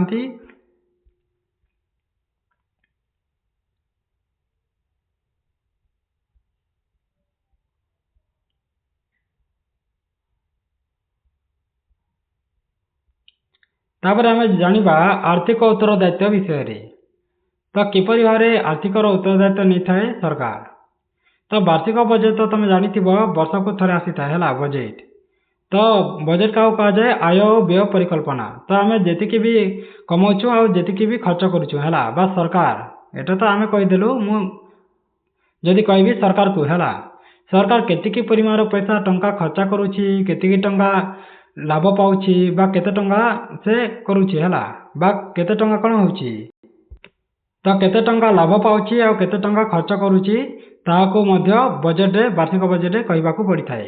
କେତେ ଖର୍ଚ୍ଚ ହେଲା ଆଉ କେତେ ଉନ୍ନତି ହେଲା, ହେଲା, କେତେ ଟଙ୍କା ରୋଜଗାର ହେଲା ଆଉ କେତେ ଟଙ୍କା ଖର୍ଚ୍ଚ ହେଲା ସେଟାକୁ ବି କୁହାଯାଇଥାଏ। ତ ଏଇଟାକୁ ସବୁ ପ୍ରସ୍ତୁତି କରାଯାଇଥାଏ ବାର୍ଷିକ ବଜେଟରେ। ଆଉ ବିଭିନ୍ନ ମନ୍ତ୍ରାଳୟ ନିମନ୍ତେ ମଧ୍ୟ ବଣ୍ଟନ କରାଯାଇଥାଏ। କାହିଁକିନା ପଇସା ଟଙ୍କା ବାଣ୍ଟିଲେ ତ ମନ୍ତ୍ରାଳୟ କିଛି କାମ କରିପାରିବ। କାହିଁକିନା ସବୁର ଗୋଟିଏ ଗୋଟିଏ ମନ୍ତ୍ରାଳୟ ଥାଏ, ଯେମିତି ବିଦେଶ ମନ୍ତ୍ରାଳୟ ଥାଏ, ଆଉ ଯେମିତି ଶିକ୍ଷା ବିଭାଗ ଥାଏ। ତ ସବୁ ବିଭାଗର ଗୋଟିଏ ଗୋଟିଏ ମନ୍ତ୍ରୀ ଥାନ୍ତି ହେଲା। ତ ସେ ମନ୍ତ୍ରୀକୁ ଯଦି ଟଙ୍କା ପଇସା ଦେଲେ ତ ସେମାନେ କାମ କରିବେ। ସେଇଥିପାଇଁ ବାର୍ଷିକ ବଜେଟ୍ ତିଆରି କରାଯାଇଥାଏ। ଆଉ ସେଇ ବଜେଟରୁ ସବୁ ମନ୍ତ୍ରୀକୁ ଟଙ୍କା ବାଣ୍ଟି ଦିଆଯାଇଥାଏ, ଯାହାଦ୍ୱାରା ସେମାନେ ତାଙ୍କର ବିଭାଗକୁ ସେମାନେ ସମ୍ଭାଳିଥାନ୍ତି ହେଲା। ତ ସରକାର ନିର୍ଦ୍ଦିଷ୍ଟ ସମୟ ଏବଂ ସମସ୍ତ ସଠିକ ତଥ୍ୟ ଓ ସୂଚନା ସଂସଦକୁ ପ୍ରଦାନ କରିବା ଆଶା କରାଯାଏ। ତ ସରକାର କେମିତି ଖର୍ଚ୍ଚ କରୁଛନ୍ତି, କ'ଣ କରୁଛନ୍ତି, ସବୁ ସଠିକ ତଥ୍ୟ ବା ସୂଚନା ସଂସଦକୁ ଦେଇଥାନ୍ତି ହେଲା। ତ ସଂସଦର କାର୍ଯ୍ୟପାଳିକା କ୍ଷମତା କ'ଣ ଥାଏ ତା ବିଷୟରେ ମଧ୍ୟ ଜାଣିବା। ତ ଆମେ ପୂର୍ବରୁ ଆଲୋଚନା କଲେ ଯେ ଆମେ କାର୍ଯ୍ୟପାଳିକାର ଭୂମିକା ଅତ୍ୟନ୍ତ ବିଷୟବସ୍ତୁ ହୋଇଥାଏ। ତ ତାପରେ ଆମେ ଜାଣିବା ଭାରତର ରାଷ୍ଟ୍ରପତିଙ୍କ ବିଷୟରେ। ଭାରତର ରାଷ୍ଟ୍ରପତିଙ୍କ କାମ କ'ଣ ଆଉ କ'ଣ ପାଇଁ ହୋଇଥାନ୍ତି। ତ ରାଷ୍ଟ୍ରପତି ହେଉଛନ୍ତି ରାଷ୍ଟ୍ରର ମୁଖ୍ୟ ହେଲା। ରାଷ୍ଟ୍ରର ମୁଖ୍ୟଙ୍କୁ ଆମେ ରାଷ୍ଟ୍ରପତି କହିଥାଉ। ସେ ନାମକୁ ମାତ୍ର କାର୍ଯ୍ୟପାଳିକାର ମୁଖ୍ୟ ହୋଇଥାନ୍ତି ହେଲା। ହେଲେ ପ୍ରଧାନମନ୍ତ୍ରୀ ଏବଂ ମନ୍ତ୍ରୀ ପରିଷଦ ସରକାର ଚଳାଇବା ଦାୟିତ୍ୱରେ ରହିଥାନ୍ତି। କାହିଁକିନା ସରକାର ତ ରାଷ୍ଟ୍ରପତି ଚଳାଇ ନଥାନ୍ତି, ତ ସରକାର ପ୍ରଧାନମନ୍ତ୍ରୀ ଆଉ ମନ୍ତ୍ରୀ ପରିଷଦ ହିଁ ଚଳାଇଥାନ୍ତି। ହେଲେ ଯଦି ରାଷ୍ଟ୍ରର ମୁଖ୍ୟ କିଏ କହିବ ତାହେଲେ ତମେ କହିବ ରାଷ୍ଟ୍ରପତି ହେଲା। ଆଉ ଯଦି ସମ୍ବିଧାନର ମୁଖ୍ୟ କିଏ କହିବ ତାହେଲେ ପ୍ରଧାନମନ୍ତ୍ରୀ ତମେ କହିପାରିବ। ତ ରାଷ୍ଟ୍ରପତି ପ୍ରଧାନମନ୍ତ୍ରୀ ଏବଂ ଅନ୍ୟ ମନ୍ତ୍ରୀମାନଙ୍କୁ ନିଯୁକ୍ତ କରିଥାନ୍ତି। ତ ରାଷ୍ଟ୍ରପତିଙ୍କ କାମ କ'ଣ, ସେମାନେ ବହୁତ ବଡ଼ ବଡ଼ ପଦବୀରେ ଯିଏ ଥାନ୍ତି ତାଙ୍କୁ ସେ ନିଯୁକ୍ତି ଦେଇଥାନ୍ତି ହେଲା। ଯେମିତି ପ୍ରଧାନମନ୍ତ୍ରୀକୁ, ଅନ୍ୟ ମନ୍ତ୍ରୀମାନଙ୍କୁ, ଏମାନଙ୍କୁ ସବୁକୁ, ବା ଯେତିକି ବି MP ମାନେ ଅଛନ୍ତି ହେଲା, ସାଂସଦ ମାନଙ୍କୁ, ବିଧାୟକ ମାନଙ୍କୁ, ସମସ୍ତଙ୍କୁ ସେ କ'ଣ କରିଥାନ୍ତି, ବା ଆଇନ ପ୍ରଣୟନ କଲାବେଳେ ବା ଯେତିକି ବି ଲୋକ ଅଛନ୍ତି ହେଲା, ବଡ଼ ବଡ଼ ରେ ପଦବୀ ଯିଏ ପଦବୀରେ ଥାନ୍ତି ସେମାନଙ୍କୁ ଶପଥ ପାଠ କରାଇଥାନ୍ତି କିଏ, ରାଷ୍ଟ୍ରପତି। ତ ଏଇଟା ହେବ। ଯଦି ଆମେ ସମ୍ବିଧାନ ହିସାବରେ ଯଦି ଦେଖିବା ତାହେଲେ କିଏ ରାଷ୍ଟ୍ରର ମୁଖ୍ୟ କିଏ କହିଲେ ତମେ କହିବ ରାଷ୍ଟ୍ରପତି ହେଲା। ସମ୍ବିଧାନିକ ଭାଷା ରାଷ୍ଟ୍ରପତି ହିଁ ରାଷ୍ଟ୍ରର ମୁଖ୍ୟ। ଆଉ ଯଦି ଗଣତନ୍ତ୍ର ହିସାବରେ ଯଦି ଦେଖିବା ତାହେଲେ କିଏ ମୁଖ୍ୟ, ପ୍ରଧାନମନ୍ତ୍ରୀ ହେଲା। ତାପରେ ଦେଖିବା ଆମେ ଆଗକୁ। ତ ମନ୍ତ୍ରୀ ପରିଷଦ ରାଷ୍ଟ୍ରପତିଙ୍କୁ ସାହାଯ୍ୟ ଓ ପରାମର୍ଶ ପ୍ରଦାନ କରିଥାନ୍ତି। ତ ରାଷ୍ଟ୍ରପତି କ'ଣ କରିବେ, ସାହାଯ୍ୟ ଆଉ ପରାମର୍ଶ କରିଥାନ୍ତି ହେଲା। ମନ୍ତ୍ରୀ ପରିଷଦ ମାନେ କ'ଣ କରିବେ, ରାଷ୍ଟ୍ରପତିଙ୍କୁ ସାହାଯ୍ୟ ଆଉ ପରାମର୍ଶ ଦେଇଥାନ୍ତି। ରାଷ୍ଟ୍ରପତିଙ୍କୁ ସାହାଯ୍ୟ କରିଥାନ୍ତି ଆଉ ପରାମର୍ଶ ମଧ୍ୟ ଦେଇଥାନ୍ତି। ଅବଶ୍ୟ କେତେକ କ୍ଷେତ୍ରରେ ରାଷ୍ଟ୍ରପତି ନିଜ ବିବେକାନୁମୋଦିତ କାର୍ଯ୍ୟ କରିବାକୁ ଅଧିକାର ପାଇଥାନ୍ତି। କିଛି ରାଷ୍ଟ୍ରପତି ମଧ୍ୟ ତାଙ୍କ ନିଜେ ବିଭାଗ ବା ନିଜ ହିସାବରେ ହେଲା, ରାଷ୍ଟ୍ରପତି ଯଦି ଚାହିଁବେ ବେଲେ ନିଜ ହିସାବରେ ମଧ୍ୟ କିଛି କାର୍ଯ୍ୟ କରିଥାନ୍ତି ହେଲା, ତାଙ୍କର ଅଧିକାର ଥାଏ। ହେଲେ ବହୁତ ବଡ଼ ବଡ଼ କାମ ଗୁଡ଼ାକ ସବୁ ସରକାର ହିଁ କରିଥାନ୍ତି ହେଲା, ବା ରାଷ୍ଟ୍ରପତିଙ୍କୁ ସାହାଯ୍ୟ ଆଉ ପରାମର୍ଶ କିଏ କରିବେ, ମନ୍ତ୍ରୀ ପରିଷଦ ହିଁ କରିଥାନ୍ତି। କାହିଁକିନା ମନ୍ତ୍ରୀ ପରିଷଦ ଯାହା କହିବ ସେଇଟା ରାଷ୍ଟ୍ରପତିକୁ କରିବାକୁ ବାଧ୍ୟ। ହେଲେ କିଛି ଏମିତି ଜିନିଷ ଅଛି ଛୋଟ ଛୋଟ କାର୍ଯ୍ୟ ଗୁଡ଼ାକ ସେଇଟା ନିଜେ ହିଁ ରାଷ୍ଟ୍ରପତି କରିଥାନ୍ତି। ତ ଏହା ସାଧାରଣତଃ ରାଜନୈତିକ ସଙ୍କଟ ସମୟରେ ବ୍ୟବହୃତ ହୋଇଥାଏ। ଉଦାହରଣ ସ୍ୱରୂପ ଲୋକସଭା ନିର୍ବାଚନରେ କୌଣସି ଦଳ ସଂଖ୍ୟାଗରିଷ୍ଠତା ହାସଲ ନ କଲେ ସରକାର ଗଠନ ନିମନ୍ତେ କୌଣସି ଦଳ ବା ମେଣ୍ଟଭୁକ୍ତ ଦଳକୁ ସରକାର ଗଠନ ସୁଯୋଗ ଦେବା ରାଷ୍ଟ୍ରପତିଙ୍କ ଇଚ୍ଛାଧୀନ ଅଟେ। ଧରିନିଅ କ'ଣ କହୁଛି, ଯେମିତି ଧରିନିଅ ରାଜନୈତିକ ସଙ୍କଟ ଦେଖାଦେଲା ହେଲା, ବା ଇଲେକ୍ସନ ହେଲା, ଭୋଟ ହେଲା, ତା ହେଉଛି ନିର୍ବାଚନରେ କ'ଣ ହେଲା, ଯେତିକି ବି ପାର୍ଟି ମାନିନିଅ ଦୁଇଟି ପାର୍ଟି ଭୋଟରେ ଉଠିଲେ ହେଲା, ଯେମିତି ଗୋଟିଏ କଂଗ୍ରେସ ପାର୍ଟି ଆଉ ଗୋଟିଏ ତମ ବିଜେପି ପାର୍ଟି ହେଲା। ତ ଦୁଇ ଜଣ ଯଦି ସମାନ ଯଦି ସଂଖ୍ୟା ଆଣିଲେ ବା ଦୁଇ ଲୋକ ଯଦି ସମାନ ସିଟ୍ ଆଣିଲେ ତାହେଲେ କିଏ ସରକାର ବନେଇବ, ତାହା ଡିସାଇଡ୍ କିଏ କରିବେ, ରାଷ୍ଟ୍ରପତି କରିଥାନ୍ତି ହେଲା। ତ ରାଷ୍ଟ୍ରପତି ଡିସାଇଡ୍ କରିବେ ଯେ କିଏ ସରକାର ବନେଇବ, କାହିଁକିନା ଦୁଇ ଲୋକଟା ସମାନ ଅଛି ସଂଖ୍ୟା, ସିଟ୍ ସଂଖ୍ୟା ହେଲା। ତ ତାହା ଡିସାଇଡ୍ ରାଷ୍ଟ୍ରପତି ହିଁ କରିଥାନ୍ତି। ତାପରେ ଜାଣିବା ଆମେ ପ୍ରଧାନମନ୍ତ୍ରୀ ଏବଂ ମନ୍ତ୍ରୀ ପରିଷଦ ବିଷୟରେ, କାହିଁକିନା ଏମାନେ ହିଁ ଆମ ଭାରତକୁ ଚଳାଉଛନ୍ତି। ତ ଭାରତୀୟ ସଂସଦୀୟ ବ୍ୟବସ୍ଥାରେ ପ୍ରଧାନମନ୍ତ୍ରୀ ହେଉଛନ୍ତି ବାସ୍ତବ କାର୍ଯ୍ୟନିର୍ବାହକ ଅଧିକାରୀ। ଆମେ ଯେମିତି କହିଲେ ରାଷ୍ଟ୍ରପତି କିଏ, ନାମକୁ ମାତ୍ର କାର୍ଯ୍ୟପାଳିକା ହେଲା, बा से नामक मात्र कार्यनिर्वाही अधिकारी। हेले जदि आमे देखिबा रियल रे हेला बा वास्तव रे के काम करथांती प्रधानमंत्री ही काम करथांती। जहाँ एटा तमे देखिबाकू मिलिबो भारतीय संसदीय व्यवस्था रे प्रधानमंत्री होइचंती वास्तव कार्यवाहक अधिकारी हेला से ही भारत को चली थांती। तो निर्वाचन में संख्यागरिष्ठ दल किंबा मेंढ को नहीं बा जी निर्वाचन में जीतिकी संख्या गरिष्ठ दल होता है बा बहुत सीट जीतिकी जाए बा मेंटर नेता को ही राष्ट्रपति प्रधानमंत्री भाव नियुक्ति प्रदान करथांती।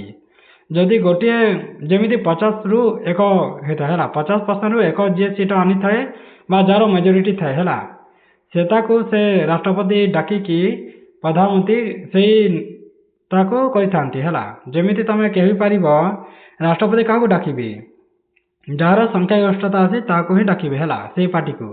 तो से पार्टी नेता को ही प्रधानमंत्री करथांती। तो लोकसभा रे संख्याधिक सांसद को समर्थन में प्रधानमंत्री कार्य करथांती। तो सांसद रे लोकसभा थाए तो लोकसभा रे जे बहुत सीट आनी थांती से ही प्रधानमंत्री होइथांती। जमिति एबे बीजेपी रे बहुत संख्या सांसद अछंती एमपी गुड़ाक से बीजेपी पार्टी ही सरकार अच्छी। तो प्रधानमंत्री केतेक मुख्य कार्य बोली विषय जानिबा। तो प्रधानमंत्री कौन कौन कार्य करथांती बड़ बड़ कार्य ता विषय जानिबा।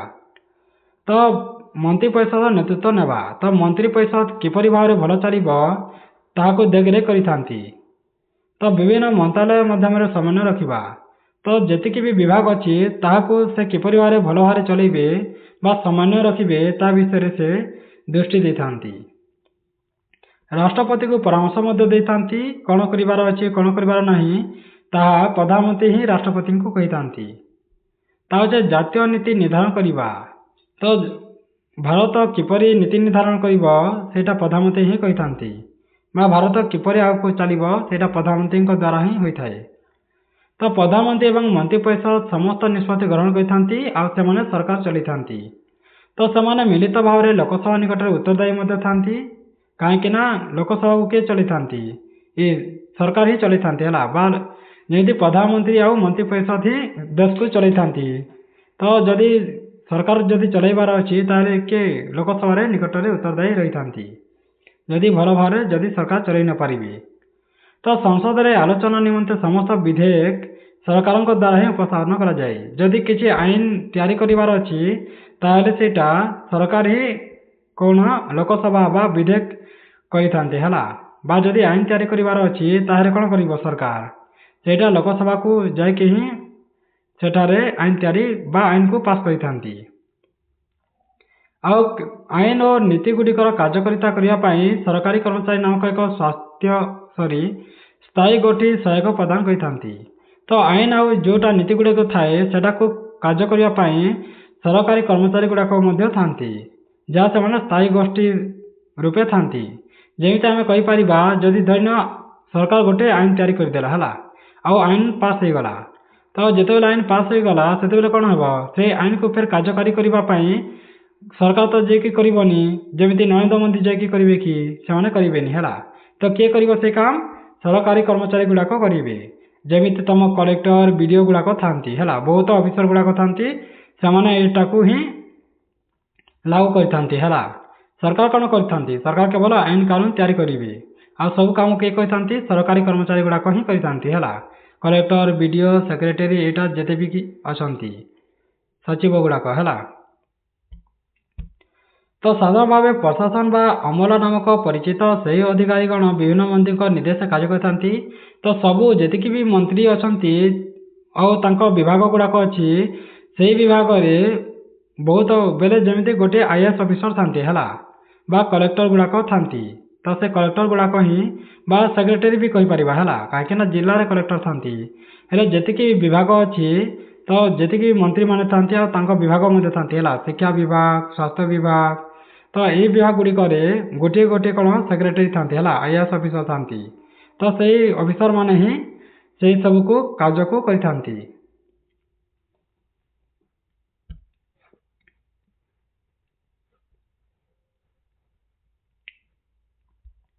तापर आम जानिबा व्यवस्थापिका और कार्यपालिका मध्य पार्थक्य कौन। तो व्यवस्थापिका क्या कहुए और कार्यपालिका कौन ता विषय में पार्थक्य विषय जाना। तो कहीं व्यवस्थापिका अलग और कार्यपालिका अलग कहीं ता जाना है। तो यहाँ तुम देखिए बक्स रे भल भाव अच्छी जमी व्यवस्थापिका कौन कराए व्यवस्थापिकार गठन जो देखा ताले भारतर संसद देशर सर्वोच्च आईन प्रयणकारी अनुष्ठान यह राष्ट्रपति राज्यसभा लोकसभा को नहीं गठित होती। यहाँ भल भाव लिखा मु सर्ट वीडियो रे छाणीदेवी है तुम देखिपर आईटा तुम खातार नोट करके लिखिपर बहुत भल हिसाब से लिखाई तुम जापर व्यवस्थापिका कौन कराए कार्यपालिका कौन कराए व्यवस्थापिका किए किए था कार्यपालिका किए किए था है कौटारे कौन कराए भल भाव में लिखाई। तो प्रथम मुझे बुझे दूसरी मुझे सर्ट वीडियो गुड़े करदेवी है। तो देख कौन हो तो जदि गठन जदि देखा ताले व्यवस्थापिका किपरि तैयारी होता है। तो भारतर संसद है संसद को आम व्यवस्थापिका कही था आ संसद कौन थाए दुईटी सभा थाए है गोटे है लोकसभा आ गोटे है राज्यसभा यहाँ अच्छे जोटा राज्यसभा और लोकसभा आ गोटे किए था राष्ट्रपति है राष्ट्रपति राज्यसभा और लोकसभा को लेकिन ही गठित होता है व्यवस्थापिका जहाँ को आम संसद कहीपर है। तो संसद कौन थाए राष्ट्रपति राज्यसभा और लोकसभा थाए। तो ये तीनोटी नहीं ही कौन करते व्यवस्थापिका होता है बा राज्यसभा लोकसभा और राष्ट्रपति तुमको डायरेक्ट कहीदेव है क्या को लेकिन व्यवस्थापिका गठन कराए। तो तुम डायरेक्ट कहीपर जे राष्ट्रपति राज्यसभा और लोकसभा को नहीं व्यवस्थापिका गठित एठारे कौन कराए व्यवस्थापिका तो तुम कह भारतर संसद देशर आईन तैयारी करता है। तो व्यवस्थापिका कौन करता है आईन तैयारी करें तुम यहाँ कहीपर। सेमती कार्यपालिका क्या नहीं गठन करमती राष्ट्रपति उपराष्ट्रपति प्रधानमंत्री नेतृत्व थी मंत्रिपरिषद को है। तो कार्यपालिका राष्ट्रपति उपराष्ट्रपति प्रधानमंत्री और मंत्रिपरिषद नहीं कि कार्य करते और व्यवस्थापिका किए था राष्ट्रपति राज्यसभा लोकसभा यहाँ गोटे गला। तापर अच्छे मुख्य भूमिका किए कौन करते मुख्य भूमिका जेपरी आईन प्रणयन करने और कार्य करते है बेले आईन तैयारी करते जो कार्यपालिकार तदारख करते है कार्य बेले भल भाव में कार्य करुच्च कि ना कार्यपालिका तार तदारख करते और आईन तैयारी करते यार काम व्यवस्थापिकार और कार्यपालिकार काम कौन थाए से केवल व्यवस्थापिका जोटा आईन तैयारी कर लागू करते है कार्यपालिका। ताचे कार्यावली गुड़ा जाना कौन कौन कार्य कराए।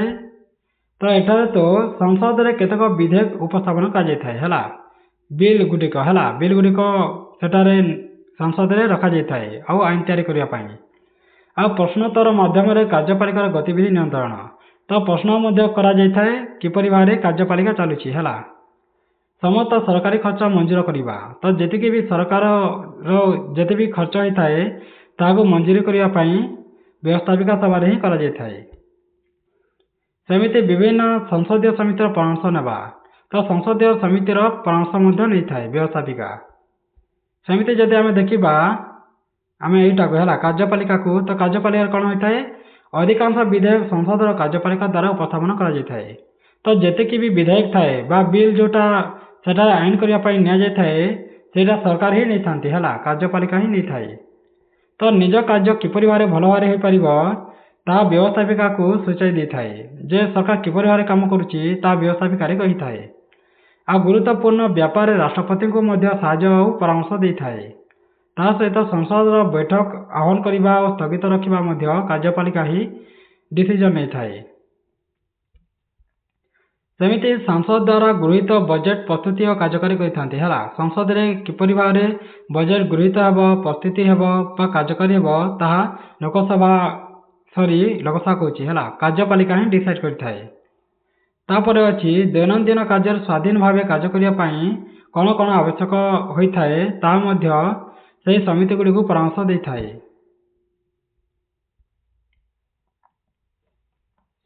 यहाँ थिला व्यवस्थापिका कार्यपालिका विषय रे। तापर आम जाना 3 नंबर स्तंभ है न्यायपालिका।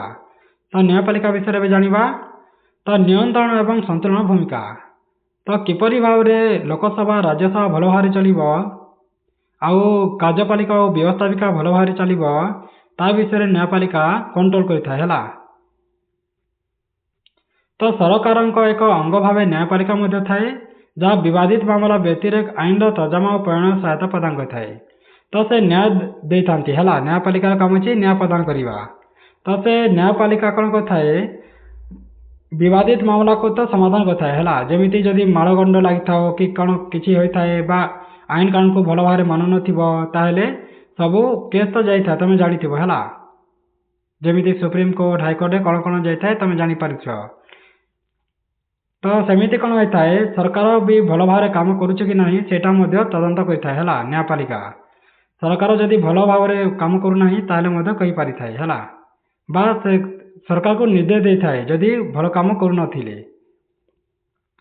ତ ନ୍ୟାୟାଳୟ ବ୍ୟବସ୍ଥା ମାଧ୍ୟମରେ କାର୍ଯ୍ୟ କରି ଏହା ଗଣତାନ୍ତ୍ରିକ ସମାଜ ଶାସନ ପ୍ରକ୍ରିୟାରେ ଏକ ମୁଖ୍ୟ ଭୂମିକା ଗ୍ରହଣ କରିଥାଏ। ନ୍ୟାୟ ମଧ୍ୟ ଦେଇଥାଏ ନ୍ୟାୟପାଳିକା, ଆଉ କ'ଣ କରିଥାଏ, ସରକାରଙ୍କୁ ମଧ୍ୟ ଦେଖିଥାଏ ଯେ ଭଲ କାମ କରୁଛି କି ନାହିଁ। ତ ଗଣତାନ୍ତ୍ରିକ ସମାଜ ଓ ଶାସନ ପ୍ରକ୍ରିୟା ଏକ ମୁଖ୍ୟ ଭୂମିକା ଗ୍ରହଣ କରିଥାଏ। ନ୍ୟାୟପାଳିକା ସମ୍ବିଧାନର ରକ୍ଷା କରିଥାଏ ହେଲା। ଏଇଟା ମେନ୍ ପଏଣ୍ଟ ଗୁଡ଼ାକ ଅଛି। ତ ନ୍ୟାୟପାଳିକାର କାମ ହେଉଛି ସମ୍ବିଧାନକୁ ରକ୍ଷା କରିବା ପାଇଁ ହେଲା। ତ ତିନୋଟି ଅଛି, ମୁଁ ଆଉ ପରେ ଭଲ ଭାବରେ କହିଦେଉଛି ହେଲା। ଯେମିତି ବ୍ୟବସ୍ଥାପିକାର କାମ ହେଉଛି ଆଇନ ତିଆରି କରିବା ହେଲା। କାର୍ଯ୍ୟପାଳିକାର କାମ ହେଉଛି ସେ ଯେଉଁଟା ଆଇନ ତିଆରି ହୋଇଥିଲା ସେଇଟାକୁ କାର୍ଯ୍ୟ କରିବା ପାଇଁ କାର୍ଯ୍ୟପାଳିକା କାମ କରିଥାଏ। ଆଇନରେ ଯେଉଁଟା ତିଆରି କରିଛି ହେଲା, ବେଲେ ବ୍ୟବସ୍ଥାପିକାରେ ଯେଉଁଟା ଆଇନ କରାଯାଇଛି, ବେଲେ ବ୍ୟବସ୍ଥାପିକା ତ ଆଇନ ତିଆରି କରାଯାଏ ହେଲା। ଯେତେବେଳେ ଆଇନ ତିଆରି ହୋଇଗଲା ତାପରେ କାର୍ଯ୍ୟକାରୀ କିଏ କରିଥାଏ, କାର୍ଯ୍ୟପାଳିକା। ତ ଯଦି କାର୍ଯ୍ୟପାଳିକା ଯଦି ଭଲ ଭାବରେ କାମ ନ କରିଥାଏ ତାହେଲେ ତାକୁ କିଏ ଦେଖିବ, ନ୍ୟାୟପାଳିକା ଦେଖିବ ଯେ ଭଲ ଭାବରେ କାମ କରୁଛି କି ନାହିଁ। ତ ଏଇଟା ମେନ୍ ପଏଣ୍ଟ ତିନୋଟି ହେଲା। ତ ସରକାରଙ୍କ ସବୁ ବିଭାଗ ସମ୍ବିଧାନର ସିଦ୍ଧାନ୍ତ ମାପଦଣ୍ଡ ମଧ୍ୟରେ ରହି କାର୍ଯ୍ୟ କରିବା ସୁନିଶ୍ଚିତ କରେ। ତ ସାମ୍ବିଧାନିକ ହିସାବରେ ସରକାର କାମ କରୁଛି କି ନାହିଁ ତାହା ନ୍ୟାୟପାଳିକା ଦେଖିଥାଏ ହେଲା।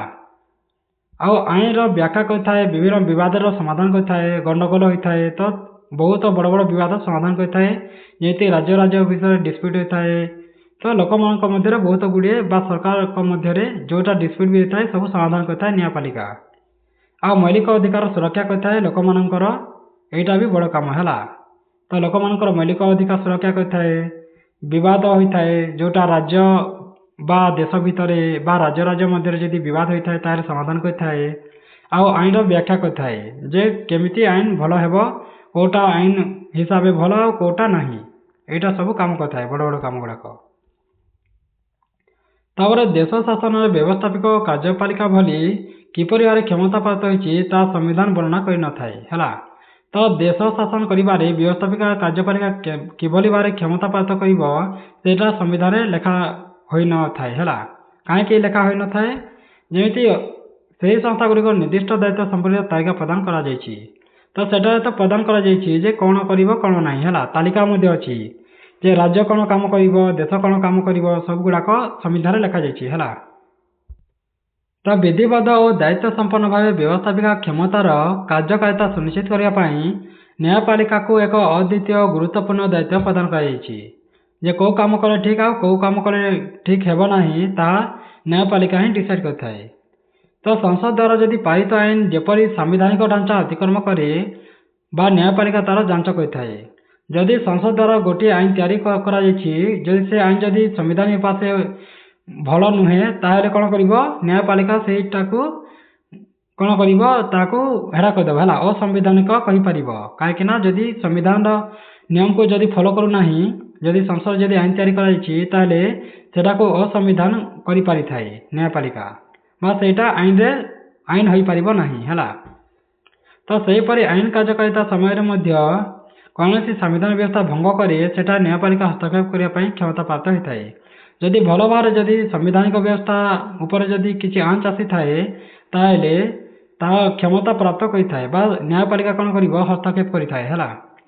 ଆଉ ବ୍ୟବସ୍ଥାପିକା କାର୍ଯ୍ୟପାଳିକା ମାଧ୍ୟମରେ ସଂସଦ ତାହାର କାର୍ଯ୍ୟ ସମ୍ପାଦନ କରିଥାଏ। କିପରି ଭାବରେ ବ୍ୟବସ୍ଥାପିକା ଓ କାର୍ଯ୍ୟପାଳିକା ଭଲ ଭାବରେ ଚାଲିବ ସେଇଟା ନ୍ୟାୟାଳୟ ମାଧ୍ୟମରେ ହିଁ ସବୁ କାର୍ଯ୍ୟ କରାଯାଇଥାଏ। ତ ଏହି ଅଧ୍ୟାୟରେ ସଂସଦ କିପରି ନିଜସ୍ୱ ସଂସ୍ଥା ମଧ୍ୟରେ ସମତୁଳନା ରକ୍ଷା କରି ଆଇନ ଦୃଷ୍ଟିରୁ କାର୍ଯ୍ୟକାରୀ କରିଥାଏ ଏବଂ ନ୍ୟାୟପାଳିକା କିପରି ଏହାକୁ ନିୟନ୍ତ୍ରିତ କରେ ତାହା ଆମେ ଜାଣିଲୁ। ତ ଏହା ବ୍ୟବସ୍ଥାପିକା କାର୍ଯ୍ୟପାଳିକା ଓ ନ୍ୟାୟପାଳିକା ମଧ୍ୟରେ କ୍ଷମତା ବିଭାଜନ ଅଛି, ଆଉ ଏହାକୁ ନିୟନ୍ତ୍ରଣ ସନ୍ତୁଳନ ପ୍ରଣାଳୀର ଏକ ଉଦାହରଣ ରୂପେ ଆମେ କହିଥାଉ। କୌଣସି ଏକ ସଂସ୍ଥା ଯେପରି ଅଧିକ କ୍ଷମତାଶାଳୀ ନ ହୁଏ ତାହା ଏହା ସୁନିଶ୍ଚିତ କରିଥାଏ। କାହିଁକି ନା କିଏ ବି ବଡ଼ ନୁହେଁ ହେଲା। ଯେମିତି ଆମ ହିନ୍ଦୁ ଧର୍ମରେ ମଧ୍ୟ ତମେ ଦେଖିବାକୁ ମିଳିବ ଯେ ଆମର ଭଗବାନ କେତୋଟି ଅଛି? 3ଟି ଅଛି ହେଲା। ଯାହାର କାମ ସେ କରେ, ଯେମିତି ବ୍ରହ୍ମା ବିଷ୍ଣୁ ମହେଶ୍ୱର। ସେମିତି ଏଠାରେ ମଧ୍ୟ ଯେମିତି ସବୁ ଭଗବାନ ହେଲା, 3ଟି ଭଗବାନଙ୍କର ସମାନ ଶକ୍ତି ଥାଏ ହେଲା, ଯାହାର କାମ ସେ କରିଥାନ୍ତି। ସେମିତି ଏଠାରେ ମଧ୍ୟ 3ଟି ଦେଖିବାକୁ ମିଳିଥାଏ ହେଲା। ଆଉ ସବୁ 3 ଲୋକଙ୍କ ପାଖରେ ଯେମିତି 3ଟି ଅଛି ହେଲା, ତ 3ଟି ପାଳିକାରେ ସମାନ ହିଁ ଥାଏ ପାୱାର ଗୁଡ଼ାକ। ଯେମିତି ନ୍ୟାୟପାଳିକା, କାର୍ଯ୍ୟପାଳିକା ଆଉ ବ୍ୟବସ୍ଥାପିକା। ତ ଏଇ 3ଟିରେ ହିଁ ସମାନ ଥାଏ ପାୱାର। ତ କିଏ ମଧ୍ୟ କାହାକୁ ଆଗକୁ ଯାଇପାରିବ ନାହିଁ ପାୱାରରେ। ତ ଗୋଟେ ବାଲାନ୍ସ କରିବା ପାଇଁ ଏଇଟା ସବୁ କରାଯାଇଛି ହେଲା, ବ୍ୟବସ୍ଥାପିକା, କାର୍ଯ୍ୟପାଳିକା ଆଉ ନ୍ୟାୟପାଳିକା। ତ ଆଉ ଥରେ ମୁଁ କହିଦେଉଛି, ବ୍ୟବସ୍ଥାପିକାରେ କ'ଣ କରାଯାଏ? ଆଇନ ତିଆରି କରାଯାଏ ହେଲା। ତ ସେ ଆଇନକୁ କାର୍ଯ୍ୟପାଳିକା କାର୍ଯ୍ୟ କରିଥାଏ। ଆଉ ଯଦି କାର୍ଯ୍ୟପାଳିକା ଯଦି ଭଲ ଭାବରେ କାର୍ଯ୍ୟ କରି ନ ପାରିଲା ତାହେଲେ ସେଥିପାଇଁ ନ୍ୟାୟପାଳିକା ଅଛି ହେଲା, କଣ୍ଟ୍ରୋଲ କରିବା ପାଇଁ। ଯଦି ସରକାର ଭଲ କାମ ନ କରେ ତାହେଲେ ନ୍ୟାୟପାଳିକା ଅଛି। ତାପରେ ଏଇଟା ଗଲା କେନ୍ଦ୍ର ସରକାର ବିଷୟରେ ହେଲା, ବା କେନ୍ଦ୍ର ସ୍ତରରେ। ଯଦି ଆମେ ରାଜ୍ୟ ସ୍ତରରେ ଦେଖିବା ତାହେଲେ ମଧ୍ୟ ଆମେ ଜାଣିପାରିବା ଯେ ରାଜ୍ୟ ସ୍ତରରେ ମଧ୍ୟ ବ୍ୟବସ୍ଥାପିକା, କାର୍ଯ୍ୟପାଳିକା ବିଷୟରେ ଏବେ ଜାଣିବା ହେଲା। ତ ଆମେ ପଢ଼ିଲେ ଯେ ବ୍ୟବସ୍ଥାପିକା ଓ କାର୍ଯ୍ୟପାଳିକା ନିମନ୍ତେ କେନ୍ଦ୍ରର ସଂସଦ ରହିଅଛି ହେଲା। ଠିକ୍ ସେହିପରି ଯଦି ଆମେ ରାଜ୍ୟ ବିଧାନସଭା ମଧ୍ୟ ଅଛି ହେଲା। ଯେମିତି କେନ୍ଦ୍ରରେ କ'ଣ ଥାଏ? 2ଟି ଥାଏ ନା, ଯେମିତି ତମ ଲୋକସଭା, ରାଜ୍ୟସଭା ଏଇଟା ସବୁ ଥାଏ, ବେଲେ ସଂସଦ ଥାଏ ହେଲା। କେନ୍ଦ୍ରରେ ସଂସଦ ଥାଏ, ସେମିତି ଆମ ରାଜ୍ୟରେ ବିଧାନସଭା ଅଛି ଓଡ଼ିଶାରେ। ତ ବ୍ୟବସ୍ଥାପିକା ଓ କାର୍ଯ୍ୟପାଳିକା ମଧ୍ୟ ରହିଅଛି। ଏମିତି ଯେମିତି କେନ୍ଦ୍ରରେ ଅଛି ସେମିତି ଆମ ରାଜ୍ୟ ମଧ୍ୟରେ ମଧ୍ୟ ସେମିତି ହିଁ ଅଛି ହେଲା। ଯେମିତି ଗୋଟିଏ କ'ଣ ଅଛି? ଯେମିତି ତମ ବ୍ୟବସ୍ଥାପିକା ଅଛି, କାର୍ଯ୍ୟପାଳିକା ଅଛି ଆଉ ବିଧାନସଭା ମଧ୍ୟ ଅଛି। ତ କେନ୍ଦ୍ରୀୟ ସଂସଦ ଦ୍ୱାରା ଆଇନ ପ୍ରଣୟନ ପରି ବିଧାନସଭାରେ ମଧ୍ୟ ବିଧାୟକମାନେ ଅଛନ୍ତି। ଯେମିତି ରାଜ୍ୟ ତାଲିକା, ଯୁଗ୍ମ ତାଲିକା, ଭୁକ୍ତ ବିଷୟ ମଧ୍ୟରୁ ଆଇନ ପ୍ରଣୟନ କରିଥାନ୍ତି। ତ 3ଟି ତାଲିକା ଥାଏ ହେଲା, କେନ୍ଦ୍ର ତାଲିକା, ରାଜ୍ୟ ତାଲିକା ଆଉ ଯୁଗ୍ମ ତାଲିକା। ତ କେନ୍ଦ୍ର ତାଲିକା କେବଳ କେନ୍ଦ୍ର ସରକାର ହିଁ କରିଥାନ୍ତି ହେଲା। ସେମିତି ରାଜ୍ୟ ତାଲିକା ବା ଯୁଗ୍ମ ତାଲିକା ଥାଏ ବିଷୟବସ୍ତୁ ଗୁଡ଼ାକ, ସେଇଟା ରାଜ୍ୟ ସରକାର ହିଁ ଆଇନ ତିଆରି କରିଥାନ୍ତି। ଆଉ ସେଇଟା ବିଧାୟକମାନେ ହିଁ କରିଥାନ୍ତି, ଆଇନ ତିଆରି କରିଥାନ୍ତି ବିଧାନସଭାରେ। ତ ଆମେ ଜାଣିବା ଯେ କେନ୍ଦ୍ର ତାଲିକା କ'ଣ, ରାଜ୍ୟ ତାଲିକା କ'ଣ ଆଉ ଯୁଗ୍ମ ତାଲିକା କ'ଣ ହେଲା। ଏଇଟା ଟିକେ ବୁଝି ନେବା ଭଲ ଭାବରେ। ତ ଏଇଟା ତମେ ଦେଖିପାରୁଥିବ। ତ କେନ୍ଦ୍ର ଓ ରାଜ୍ୟ ସରକାରଙ୍କ ଆଇନ ପ୍ରଣୟନ ସୀମା ସ୍ପଷ୍ଟ କରିବା ନିମନ୍ତେ ସମ୍ବିଧାନରେ ଲେଖାଯାଇଛି ହେଲା। ତ ରାଜ୍ୟର କାମ କ'ଣ ହେବ, କେନ୍ଦ୍ରର କାମ କ'ଣ ହେବ, ଆଉ 2 ଲୋକଙ୍କ ଗୋଟିଏ କାମ କ'ଣ ହେବ, ସେଇଟା ଲେଖାଯାଇଛି କେଉଁଟାରେ? ଆମ ସମ୍ବିଧାନରେ। ତ ଯେଉଁଟା କେନ୍ଦ୍ର କାମ କରିଥାଏ କେନ୍ଦ୍ର ତାଲିକା କୁହାଯାଏ, ଯେଉଁଟା ରାଜ୍ୟ କାମ କରିଥାଏ ରାଜ୍ୟ ତାଲିକା କୁହାଯାଏ। ଆଉ ଏଇଟାରେ 2ଟି ଥାଏ ହେଲା, ଗୋଟିଏ କାମ ହିଁ ଥାଏ 2ଟା, ତାହାକୁ ଆମେ ଯୁଗ୍ମ ତାଲିକା କହିଥାଉ। ବେଲେ କେନ୍ଦ୍ର ସରକାର ବି କାମ କରିଥାଏ ଆଉ ରାଜ୍ୟ ସରକାର ବି କାମ କରିଥାଏ ସେ ଗୋଟିଏ କାମକୁ, ଯାହାକୁ ଆମେ ଯୁଗ୍ମ ତାଲିକା କହିଥାଉ। ତ ଉଭୟ କେନ୍ଦ୍ର ଓ ରାଜ୍ୟ ସରକାର ଆଇନ ପ୍ରଣୟନ କରିବାକୁ କ୍ଷମତାପ୍ରାପ୍ତ ହୋଇଥାନ୍ତି ଯୁଗ୍ମରେ। ତ ଅବଶ୍ୟ ଯୁଗ୍ମ ତାଲିକାଭୁକ୍ତ ବିଷୟ ମଧ୍ୟରୁ ଯଦି କେନ୍ଦ୍ର ସରକାର ଆଇନ ପ୍ରଣୟନ କରିଥାନ୍ତି, ଧରି ନେଇଛନ୍ ଯୁଗ୍ମ ତାଲିକାରେ ଯଦି ଆଇନ ପ୍ରଣୟନ କରିବ କେନ୍ଦ୍ର ସରକାର, ତାହେଲେ ରାଜ୍ୟ ସରକାରକୁ ମାନିବାକୁ ପଡ଼ିଥାଏ ହେଲା, ବାଧ୍ୟ ହେବାକୁ। ଯେମିତି ଶିକ୍ଷା ଯୁଗ୍ମ ତାଲିକାଭୁକ୍ତରେ ଅଛି ହେଲା। ଶିକ୍ଷା ଗୋଟିଏ କ'ଣ ଯୁଗ୍ମ ତାଲିକାରେ ଅଛି, ଯାହା ରାଜ୍ୟ ସରକାର ମଧ୍ୟ କରିଥାଏ ଆଉ କେନ୍ଦ୍ର ସରକାର ମଧ୍ୟ କରିଥାଏ। ହେଲେ ଯଦି ରାଜ୍ୟ ଆଉ କେନ୍ଦ୍ର ଯଦି ଲଢ଼ିବେ ତାହେଲେ କେନ୍ଦ୍ର ସରକାର ହିଁ ଜିତିବ, ରାଜ୍ୟ ସରକାର ନୁହେଁ। ଆଉ କେନ୍ଦ୍ର ସରକାରକୁ ଫଲୋ କରିବାକୁ ବାଧ୍ୟ ହେବ ହେଲା, ମାନିବାକୁ ବାଧ୍ୟ। ଏଇଟା ତମେ ଦେଖିପାରୁଥିବ ଭାରତରେ କେନ୍ଦ୍ର ଓ ରାଜ୍ୟ ସରକାରଙ୍କ କେତେକ ସମାନ୍ତରାଳ ସଂରଚନା। ତ କ'ଣ କ'ଣ ଅଛି ଏଇଟା ତମେ ଦେଖିପାରିବ ହେଲା।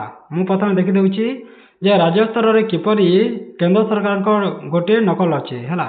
ବେଲେ କେନ୍ଦ୍ର ସରକାର ଯେପରି ଭାବରେ କାମ କରିଥାଏ ସେମିତି ରାଜ୍ୟ ସରକାର ମଧ୍ୟ ସେମିତି ହିଁ କାର୍ଯ୍ୟ କରିଥାଏ ହେଲା, କିଛି ଅଲଗା ନୁହେଁ। ଆଉ ଏଇଟା ତମେ ଦେଖିଲେ ଜାଣିପାରିବ। ଦେଖ ଏଇଟା ଗୋଟେ ମୁଁ ସର୍ଟ ଭିଡ଼ିଓ ବନେଇଦେବି ହେଲା, ଯାହା ତମେ ଦେଖିକି ଜାଣିପାରିବ। ଯେମିତି ସାମ୍ବିଧାନିକ ମୁଖ୍ୟ କିଏ ଥାନ୍ତି? କେନ୍ଦ୍ର ସରକାରରେ ରାଷ୍ଟ୍ରପତି ଥାନ୍ତି ଆଉ ରାଜ୍ୟ ସରକାରରେ ରାଜ୍ୟପାଳ ଥାନ୍ତି ହେଲା, ଯେଉଁଟାକି ରାଷ୍ଟ୍ରପତି ନିଯୁକ୍ତି ଦେଇଥାନ୍ତି। ସେମିତି ଯଦି କାର୍ଯ୍ୟକାଳ ଦେଖିବା ତାହେଲେ ଏଇଟାରେ 5 ବର୍ଷ କାର୍ଯ୍ୟ କେନ୍ଦ୍ର ସରକାର, ରାଜ୍ୟ ସରକାରରେ ବି 5 ବର୍ଷ। ଯଦି ମୁଖ୍ୟ କାର୍ଯ୍ୟପାଳିକା ଦେଖିବା ତାହେଲେ ରାଷ୍ଟ୍ରପତି ନାମକ ମୁଖ୍ୟ ଥାନ୍ତି ଆଉ ବାସ୍ତବ ପ୍ରଧାନମନ୍ତ୍ରୀ ହିଁ ଥାନ୍ତି ହେଲା, ପ୍ରଧାନମନ୍ତ୍ରୀ କାମ କରିଥାନ୍ତି। ସେମିତି ଏଠାରେ ମଧ୍ୟ राज्यपाल ନାମକୁ ମାତ୍ର ଥାନ୍ତି, ମୁଖ୍ୟମନ୍ତ୍ରୀ ହିଁ ବାସ୍ତବ ଥାନ୍ତି। ଯଦି କାର୍ଯ୍ୟପାଳିକା ଚୟନ ବିଷୟ ଜାଣିବା ତାହେଲେ ସଂଖ୍ୟା ଗରିଷ୍ଠ ଦଳ ବା ମେଣ୍ଟର ଲୋକସଭା ନେତା କହିଥାନ୍ତି। ସେମିତି ବିଧାନସଭାରେ ମଧ୍ୟ ସଂଖ୍ୟାଗରିଷ୍ଠ ବା ମେଣ୍ଟ ଦଳ ନେତାକୁ ହିଁ କହିଥାନ୍ତି। ମନ୍ତ୍ରୀ ପରିଷଦକୁ ଯଦି କହିବା ତାହେଲେ ପ୍ରଧାନମନ୍ତ୍ରୀ କହିଥାନ୍ତି, ଏଠାରେ ମୁଖ୍ୟମନ୍ତ୍ରୀ କହିଥାନ୍ତି। ଦାୟିତ୍ୱବୋଧ ଯଦି ଦେଖିବା ତାହେଲେ ମିଳିତ ଭାବେ ଲୋକସଭାରେ ଏମାନେ କ'ଣ ହୋଇଥାନ୍ତି, ଦାୟିତ୍ୱ ନେଇଥାନ୍ତି ବା ଯଦି କିଛି ଭଲ କାମ ନ କଲେ ଲୋକସଭାରେ ଦାୟିତ୍ୱ ହେବେ ହେଲା କେନ୍ଦ୍ର ସରକାର। ସେମିତି ମିଳିତ ଭାବେ ବିଧାନସଭା ନିକଟରେ ଉତ୍ତରଦାୟୀ ହୋଇଥାନ୍ତି ରାଜ୍ୟ ସରକାର। ସେମିତି ଯଦି ବ୍ୟବସ୍ଥାପିକା ସଂରଚନା ଦେଖିବା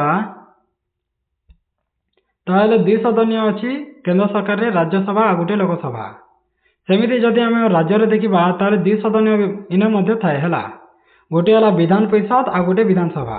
ହେଲେ ଯଦି କେତେକ ଦେଖିବା ଯେମିତି ଆମ ଓଡ଼ିଶାରେ ଗୋଟିଏ ସଭା ହିଁ ଅଛି ହେଲା, ସେଇଟା ହେଉଛି ବିଧାନସଭା। ବେଲେ ଛୋଟ ଛୋଟ ରାଜ୍ୟରେ ବିଧାନସଭା ବେଲେ ଗୋଟିଏ ଗୋଟିଏ ସଭା ଥାଏ ଯାହା ବିଧାନସଭା କହିଥାଉ, ଆଉ ବଡ଼ ବଡ଼ ରାଜ୍ୟରେ 2ଟି ଥାଏ, ଗୋଟିଏ ହେଲା ବିଧାନ ପରିଷଦ ଆଉ ଗୋଟିଏ ବିଧାନସଭା। ଆମ ଓଡ଼ିଶାକୁ ଯଦି କହିବା ତାହେଲେ ଗୋଟିଏ ହିଁ ଅଛି ବିଧାନସଭା।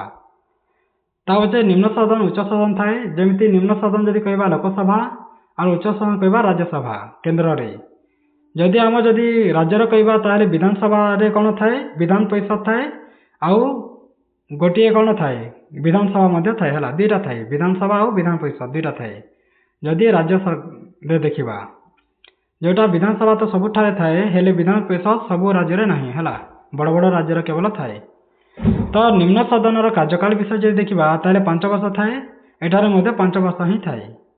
ଅଧ୍ୟକ୍ଷ କିଏ କହିଥାନ୍ତି, ବାଚସ୍ପତି କହିଥାନ୍ତି, ଆଉ ଏଠାରେ ମଧ୍ୟ ବାଚସ୍ପତି ସେମିତି ହିଁ ସେମ୍ ଥାଏ। ଆଉ ବ୍ୟବସ୍ଥାପିକା କ୍ଷମତା ଯଦି କହିବା ତାହେଲେ କେନ୍ଦ୍ର ତାଲିକା ଆଉ ଯୁଗ୍ମ ତାଲିକାରେ ଆଇନ କରିଥାନ୍ତି। ସେମିତି ଏଠାରେ ମଧ୍ୟ ରାଜ୍ୟ ସରକାର ରାଜ୍ୟ ତାଲିକା ଆଉ ଯୁଗ୍ମ ତାଲିକାରେ ଆଇନ ତିଆରି କରିପାରିବେ। ଆର୍ଥିକ କ୍ଷମତା ଯଦି ଦେଖିବା ଅର୍ଥବିଧ କେବଳ ଲୋକସଭାରୁ ଆରମ୍ଭ ହୋଇଥାଏ, ଅର୍ଥବିଧ କେବଳ ବିଧାନସଭାରୁ ହିଁ ହୋଇଥାଏ। ତ ସବୁ ସେମ୍ ହିଁ ହୋଇଥାଏ ହେଲା, କେନ୍ଦ୍ରରେ ଯେମିତି ଥାଏ ରାଜ୍ୟରେ ବି ସେମିତି ଥାଏ। ତ ରାଜ୍ୟ ବ୍ୟବସ୍ଥାପିକାର ସଂରଚନା ବିଷୟରେ ଜାଣିବା। ତ କେନ୍ଦ୍ର ବ୍ୟବସ୍ଥାପିକା ପରି ନ ହୋଇ ରାଜ୍ୟ ବ୍ୟବସ୍ଥାପିକା ଏକ ସଦନୀୟ ହୋଇଥାଏ।